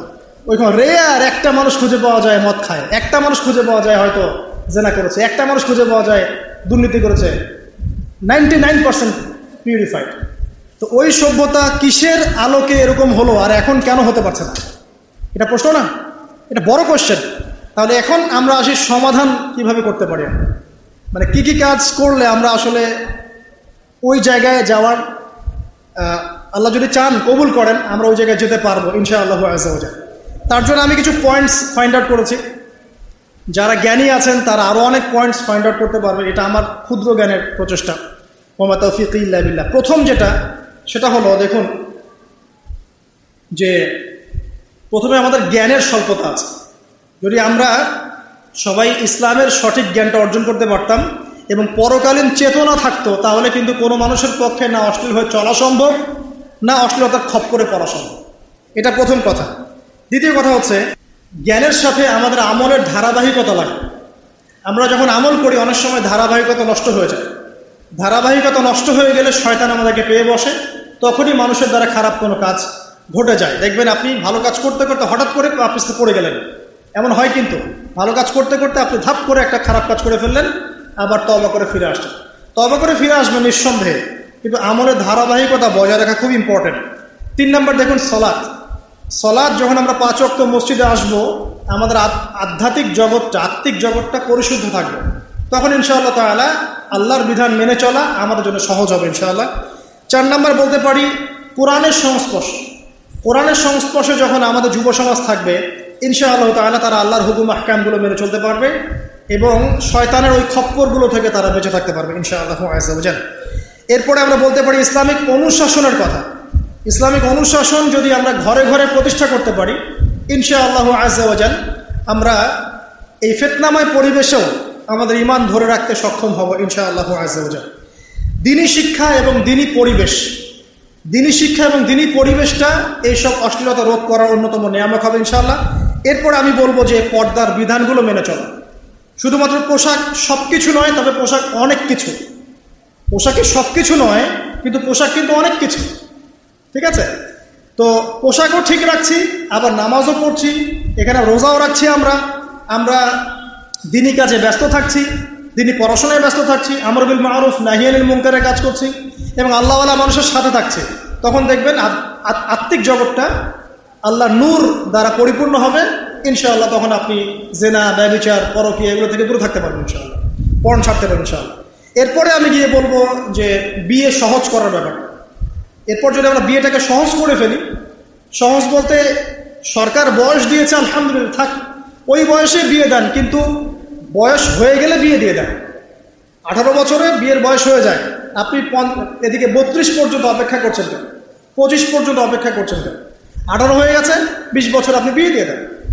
যত দ্রুত আপনি যত সহজ করবেন বিয়েটাকে, তারা কিন্তু তাদের এই যে তারুণ্যের যে উন্মাদনা বলে একটা, তারুণ্যের উন্মাদনা, এখান থেকে তারা বেঁচে থাকতে পারবে এবং পাপিস্তানও থেকে তারা ইনশাআল্লাহ তাআলা সঠিক পথে থাকবে এবং তার পুরো ম্যারিড লাইফটাই কিন্তু ইবাদত হিসেবে গণ্য হবে। এখানে আমার ছেলে হোক বা আমার মেয়ে হোক, তার জন্য বিয়েটাকে সহজ করা উচিত। গার্ডিয়ানদেরকে রিকোয়েস্ট করবো এটা আপনারা করুন, আদারওয়াইজ আপনার ছেলে কখন দেখবেন অন্ধকার জগতে পা বাড়িয়ে ফেলেছে আপনি কিন্তু বুঝতে পারছেন না। আপনার মেয়ে অনেক আগেই বড় হয়ে গেছে, আপনি কিন্তু বুঝতে পারছেন না। এর মধ্যে সে অনেক ঘটনা ঘটিয়েও ফেলেছে, হয়তো আপনি জানেন না। তো এই কারণে বৈধ পথে ছেলে মেয়েদেরকে একটা ইসলামিক অনুশাসনপূর্ণ জীবন দিন, ইনশাআল্লাহ সুখী হবে ইনশাআল্লাহ। বিয়ের ক্ষেত্রে মোহরটাকে রিজনেবল করেন, এত উচ্চ মোহর দেওয়ার দরকার নেই যে ওটা পরিশোধ করার কোনো সামর্থ্য নাই। আর আমি বলবো যে এটার জন্য আপনাকে খুব বড় কোনো বিজনেস করতে হবে, বড় কোনো জব করতে হবে, জরুরি না। হালাল কোনো রিজিকের ব্যবস্থা হলেই আপনি বিয়ে করতে পারেন। আল্লাহ পাক বলেছেন যে বিয়ের পরে আল্লাহ নিজেই রিজিকের দরজা খুলে দেবে ইনশাআল্লাহ। তো এখানে ঘাবড়ানোর কিচ্ছু নাই। ও যে বললাম তাকদির লেখা হয়ে গেছে, আপনার তাকদিরে যতটুকু রিজিক আছে এটার একটা দানা পৃথিবীতে রেখে আপনি মরবেন না ইনশাআল্লাহ। আর আপনার রিজিক যতটুকু আছে, অবৈধ পথে গিয়ে যদি আপনি 1000 কোটি টাকাও কামাই করেন, এর বেশি রিজিক আপনি পাবেন। সো এখানে আমি বলবো গার্ডিয়ানদেরকে যে বিয়েটাকে সহজ করে দেন, বিয়েটা সহজ করেন, মোহরটাকে কমান এবং ছেলে মেয়েদেরকে একটা দীর্ঘ বিবাহিত জীবন দেন। ইনশাআল্লাহ দেখবেন তারা ইসলামী অনুশাসনে আল্লাহর এবং তার রাসূলের আনুগত্যপূর্ণ জীবন মেনে চলবে ইনশাআল্লাহ আযজা ওয়া জাল্লা। বলবো কিছু কাজ থেকে আমাদেরকে বের হতে হবে, কিন্তু এটা হতে হবে বলেই সীমাবদ্ধ থাকতে হচ্ছে, কারণ এটা ইম্পোজ করার মতো ক্ষমতা উপরের লেভেল থেকে মুসলিমদের হাতে এখন নাই। তবে আপনি পারিবারিকভাবে করতে পারেন, পারিবারিকভাবে কীরকম, এবং আমাদের ওইখানেই ফোকাস করা উচিত। ফ্রি মিক্সিং টোটালি হারাম করে দেবে, ফ্রি মিক্সিং চলবে না। ফ্রি মিক্সিং তো বোঝেন, নারী পুরুষের অবাধ মেলামেশা যেখানে আছে ওখানে আপনি নাই। যদি এমন স্কুল পান যেখানে বয়েজ স্কুল, সেখানে দিয়ে দেন ছেলেকে। এমন স্কুল শুধু মেয়েদের স্কুল, সেখানে মেয়েকে দেন। কলেজ শুধু ছেলেদের কলেজ, ওখানে ছেলেকে দেন। শুধু মেয়েদের কলেজ, ওখানে দেন। এটা কিন্তু একমাত্র সলিউশন না, অনেক সলিউশনের একটা সলিউশন বলছে। ওখানে দেওয়ার পরেও ছেলে বিগড়াতে পারে, বেলাইনে যেতে পারে। এখানকার মেয়ে স্কুলের মেয়ে ছেলে স্কুলের ছেলের সাথে প্রেম করতে পারে। কিন্তু অনেকগুলো সলিউশনের একটা সলিউশন হতে পারে যে ফ্রি মিক্সিংটাকে রোধ করে, ফ্যামিলি থেকে রোধ করে। তারপরে যত প্রকার পর্ন সাইট আছে, সব পর্ন সাইটকে ব্লক করতে হবে। এবং সারা ওয়ার্ল্ডে যত ধর্ষণের হার বাড়ছে, পরকীয়া জেনার হার বাড়ছে, এগুলোর মূল কারণ হচ্ছে পর্ন। এটা কিন্তু মূল কারণ, যে পোশাক খুলে ফেলার সংস্কৃতি, নীল দর্পণ, এটা কিন্তু এই পর্নোগ্রাফির সভ্যতা থেকে এসেছে। ওই সভ্যতা তো পচে গেছেই, ওর তো আর ইজ্জত সম্মানে কিছু বাকি নাই। মুসলিমদের যতটুকু বাকি আছে এটা ধরে রাখার জন্যে পর্ন সাইটগুলোকে বন্ধ করা খুবই জরুরি। যদি এটা না করতে পারি, আলেম জালেম সবাই ধ্বংস হয়ে যাবে। দলিল জাইনাব বিনতে জাহাশ রাদিয়াল্লাহু আনহা, তিনি বলছেন, ইয়া রাসূলুল্লাহ আনুহলিকু ওয়া ফিনা সালিহুন, আমাদের মধ্যে সৎ মানুষ থাকা সত্ত্বেও কি আমরা ধ্বংস হয়ে যাব?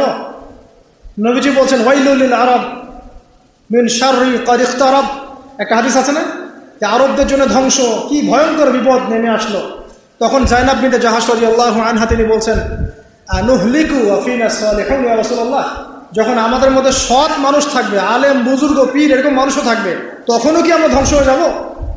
তখন নবী সাল্লাল্লাহু আলাইহি ওয়াসাল্লাম বলছেন, নাম, হ্যাঁ ধ্বংস হবে। ইযা কাসরাতুল খাদাথ, যখন অশ্লীলতা ছড়িয়ে পড়বে, যখন অশ্লীলতার মহামারী ছড়িয়ে পড়বে, তখন আলেম জালেম সব ধ্বংস হবে। তো এটা ছড়িয়ে পড়ার মূল বিষয়টা হচ্ছে পর্ন। এই পর্ন এবং নীল সভ্যতা, নীল দর্পণের মধ্য দিয়ে সারা ওয়ার্ল্ড ওয়াইড আজকে এটা ছড়িয়ে পড়েছে। মুসলিম কান্ট্রিগুলোতে এগুলো ইউজিং দিন দিন বাড়ছে। সো এটাকে কীভাবে ব্লক করবে? যদি উপর থেকে ব্লক না করে, যদি উপর থেকে ব্লক না করা হয়, তাহলে আপনাকে আপনার সেলফোনে, আপনার পিসিতে, আপনার ল্যাপটপে এমন সফটওয়্যার বা কিছু ইনস্টল করতে হবে যে এগুলো যেন দেখা না যায়। এরপরেও বাঁচা খুব মুশকিল। ফেসবুকে ঢুকবেন, আপনার চোখের সামনে চলে আসবে। ইউটিউব স্ক্রল করবেন, চোখের সামনে চলে আসবে, কি করবেন? এই জন্য আজকে একজন বুজুর্গ আলেম, যার পিছনে আমরা জুমার নামাজ পড়েছি, আমাদের দেলোয়ার হোসেন হুজুর আকবর কমপ্লেক্সে, উনি বলছিলেন একজনকে যে স্মার্টফোন থাকলে ভেঙে ফেলতে হবে, তাছাড়া তুমি বাঁচতে পারবে না। একজন প্রশ্ন করেছে চোখের হেফাজত কেমন করে করবো, তিনি বলছেন স্মার্টফোন ভেঙে ফেলতে হবে। এটাও তো পসিবল হচ্ছে না, সবাই তো করতে পারছে না, অনেকের প্রয়োজন আছে। সেক্ষেত্রে ফাত্তাকুল্লাহ মাস্তাতাতুম, তোমরা সাধ্যমতো আল্লাহকে ভয় করতে। আর যখন আপনি দিনী পরিবেশে থাকবেন, নামাজ পড়বেন, কোরআন তেলাওয়াত করবেন, বেশি বেশি আল্লাহ জিকির করবেন, আল্লাহর প্রতি দাওয়াতি কাজ করবেন, হ্যাঁ, দিনী মানুষের সংস্পর্শে থাকবেন। তারপরে আপনি বিয়ে করেছেন, বাসায় স্ত্রী আছে, লজ্জাস্থান হেফাজত করার জায়গা আছে, ঠিক আছে, আপনার পবিত্র জায়গা আছে, এবং আপনি তার সাথে হ্যাপি, আপনার মনের মতো একজন স্ত্রী আপনি পেয়েছেন, তখন কিন্তু দেখবেন এই বিষয়গুলো থেকে আপনি খুব সহজেই বের হয়ে আসতে পারছেন ইনশাআল্লাহ। আর অল কাইন্ডস অফ ড্রাগস, যত রকম ড্রাগস আছে, এই ড্রাগসগুলো থেকে আমাদেরকে বেঁচে থাকতে হবে। ড্রাগস মানে বোঝাচ্ছি মাদক, এটাও এই পর্নোগ্রাফি, রেপ, সমকামিতা, এগুলোর পিছনে ড্রাগসের একটা বড় ভূমিকা আছে, ঠিক আছে। আর সবাই যার যার ধর্মের প্রতি অনুগত থাকতে হবে। দেখেন, আমি বললাম হিন্দু ধর্মে পর্দার কথা আছে, খ্রিস্টান ধর্মে পর্দার কথা আছে। তারা যে জিসাস ক্রাইস্ট বলে, ওই যে মারিয়াম আলাইহিস সালামের কোলে দেখায় যে বাচ্চা, ওদের চার্চে দেখেন নাই? দেখেছেন না ছবিটা? যদিও এই ছবির কোনো ভিত্তি নাই, তারপরে দেখবেন যে ওখানে মাদার মেরির গায়ে যে পোশাকটা আছে, এটা শালীন পোশাক। খেয়াল করেছেন? তার গায়ে কিন্তু শালীন পোশাক আছে, কিন্তু ওই সভ্যতা কিন্তু এই পোশাক পরছে না, কারণ ওই সভ্যতায় পর্নোগ্রাফি ছড়িয়ে দিচ্ছে। তাহলে ধর্মের সাথে কিন্তু এদের কোনো সম্পর্ক নাই। আদতে এই শ্রেণীর মানুষের সাথে ধর্মের কোনো সম্পর্ক না, তারা মুসলিম না, হিন্দু না, খ্রিস্টান না, বৌদ্ধ, এরা কিছুই না। এরা আসলে ওই যে শয়তান, ইউআরি সাওআতিকুম ওয়ারিশা, ওই আয়াতের পরে বললাম ইউবদিহুমা মা উরিয়া আনহুমা সাওআতিহিমা, ওই যে তোমাদের লজ্জাস্থান উন্মুক্ত করে ফেললো, এর সাথে এরা জড়িত, ওই শয়তানের সাথে এরা জড়িত। সবাই আমরা যে যার ধর্ম পালন করি, কোনো সমস্যা নাই, যার যার ধর্মের প্রতি আমরা অনুগত থাকি, ইনশাল্লাহ দেখবেন সব ধর্মের মূলনীতির মধ্যে মিল আছে। তো মূলনীতির মধ্যে মিল থাকলে ইনশাল্লাহ আমরা সাম্যের সমাজ করতে পারবো ইনশাআল্লাহ। আর যত রকম অপসংস্কৃতি আছে এগুলোকে না বলতে হবে, এবং পরকালীন চেতনাকে জাগ্রত করতে হবে যে আল্লাহ পাক আমার প্রত্যেকটা কাজ অবজার্ভ করছেন, নোট করছেন, প্রতিটা কাজের জন্যে আমাকে আল্লাহর সামনে জবাবদিহি করতে হবে। এই সেন্স আমাদের থাকলে ইনশাআল্লাহ তাআলা আমরা পাপগুলো থেকে বেঁচে থাকতে পারবো। আর সর্বশেষ কথা হচ্ছে যে আমরা সবসময় মনে রাখার চেষ্টা করব, অলওয়েজ আমরা একটা কথা মনে রাখার চেষ্টা করব যে আমাদের সম্মানিত পিতা এবং মাতাকে শয়তান তাদের গায়ের কাপড় খুলে ফেলেছিল। এই একটা কথা যদি আমরা মনে রাখতে পারি আজকে, যে আমাদের পিতা এবং মাতার গা থেকে কাপড় খুলে ফেলেছিল শয়তান, আমি সেটা হতে দেব না, বা আমি আদমের সন্তান হয়ে সেই পথে পা বাড়াবো না, আমার পরিবারকে বাড়াতে দেব না, আমার সন্তানকে সে আদর্শে করবো না। ইনশাআল্লাহ তাআলা আল্লাহর নুসরা, সাহায্য আপনার সাথে থাকবে, শয়তান এবং তার অনুসারীরা আপনার কোনো ক্ষতি করতে পারবে না ইনশাআল্লাহ তাআলা। আল্লাহ পাক আমাদের সবাইকে আজকের এই সংক্ষিপ্ত আলোচনা থেকে শালীনতা, পর্দা এবং এর বিরোধী শয়তানি শক্তির প্রভাব সম্পর্কে সচেতন থাকার তৌফিক আল্লাহ পাক আমাদের দান করুন। আমরা দোয়া করি আল্লাহ পাক আমাদের সবাইকে কোরআনের জ্ঞানে জ্ঞানী করুন, এবং 5 ওয়াক্ত নামাজ জামাতে পড়ার তৌফিক দান করুন। আল্লাহ পাক আমাদের সবাইকে কোরআনওয়ালা বানিয়ে দিন, নবীর সুন্নতের পাবন বানিয়ে দিন। আমরা দোয়া করি আল্লাহ পাক আমাদের পরিবারের সবাইকে দ্বীনের জ্ঞানে জ্ঞানী করুন, আমাদের মা বোনদেরকে খাস পর্দায় থাকার তৌফিক দান করুন, ছেলেদেরকেও পর্দা করার তৌফিক দান করুন। আল্লাহ পাক আমাদেরকে যাবতীয় অপসংস্কৃতি, পর্নোগ্রাফি, মাদক, জিনা, ব্যভিচার, পরকীয়া থেকে আল্লাহ পাক হেফাজত করুন। অশ্লীলতার যে মহামারী চলছে, এই মহামারী থেকে আল্লাহ পাক আমাদেরকে বাঁচান, আল্লাহুম্মা আমিন। এবং জিন শয়তানের সহযোগী হয়ে যে মানুষ শয়তানরা আজকে আমাদের গা থেকে কাপড় খুলে ফেলার চেষ্টা করছে, এদের অপতৎপরতা থেকে আল্লাহ পাক আমাদেরকে হেফাজত করুন, আমিন। আমি এই বলে আমার আজকে সংক্ষিপ্ত আলোচনা শেষ করছি। আল্লাহ পাক আপনাদের সবাইকে ভালো রাখুন, এবং আপনারা সবাই আমার জন্য দোয়া করবেন যেন আল্লাহর দ্বীনের পথে আমরা অটল থাকতে পারি এবং কাজ করতে পারি। আল্লাহ পাক সবাইকে কবুল করুন, আমিন। সুবহানাকা আল্লাহুম্মা ওয়া বিহামদিকা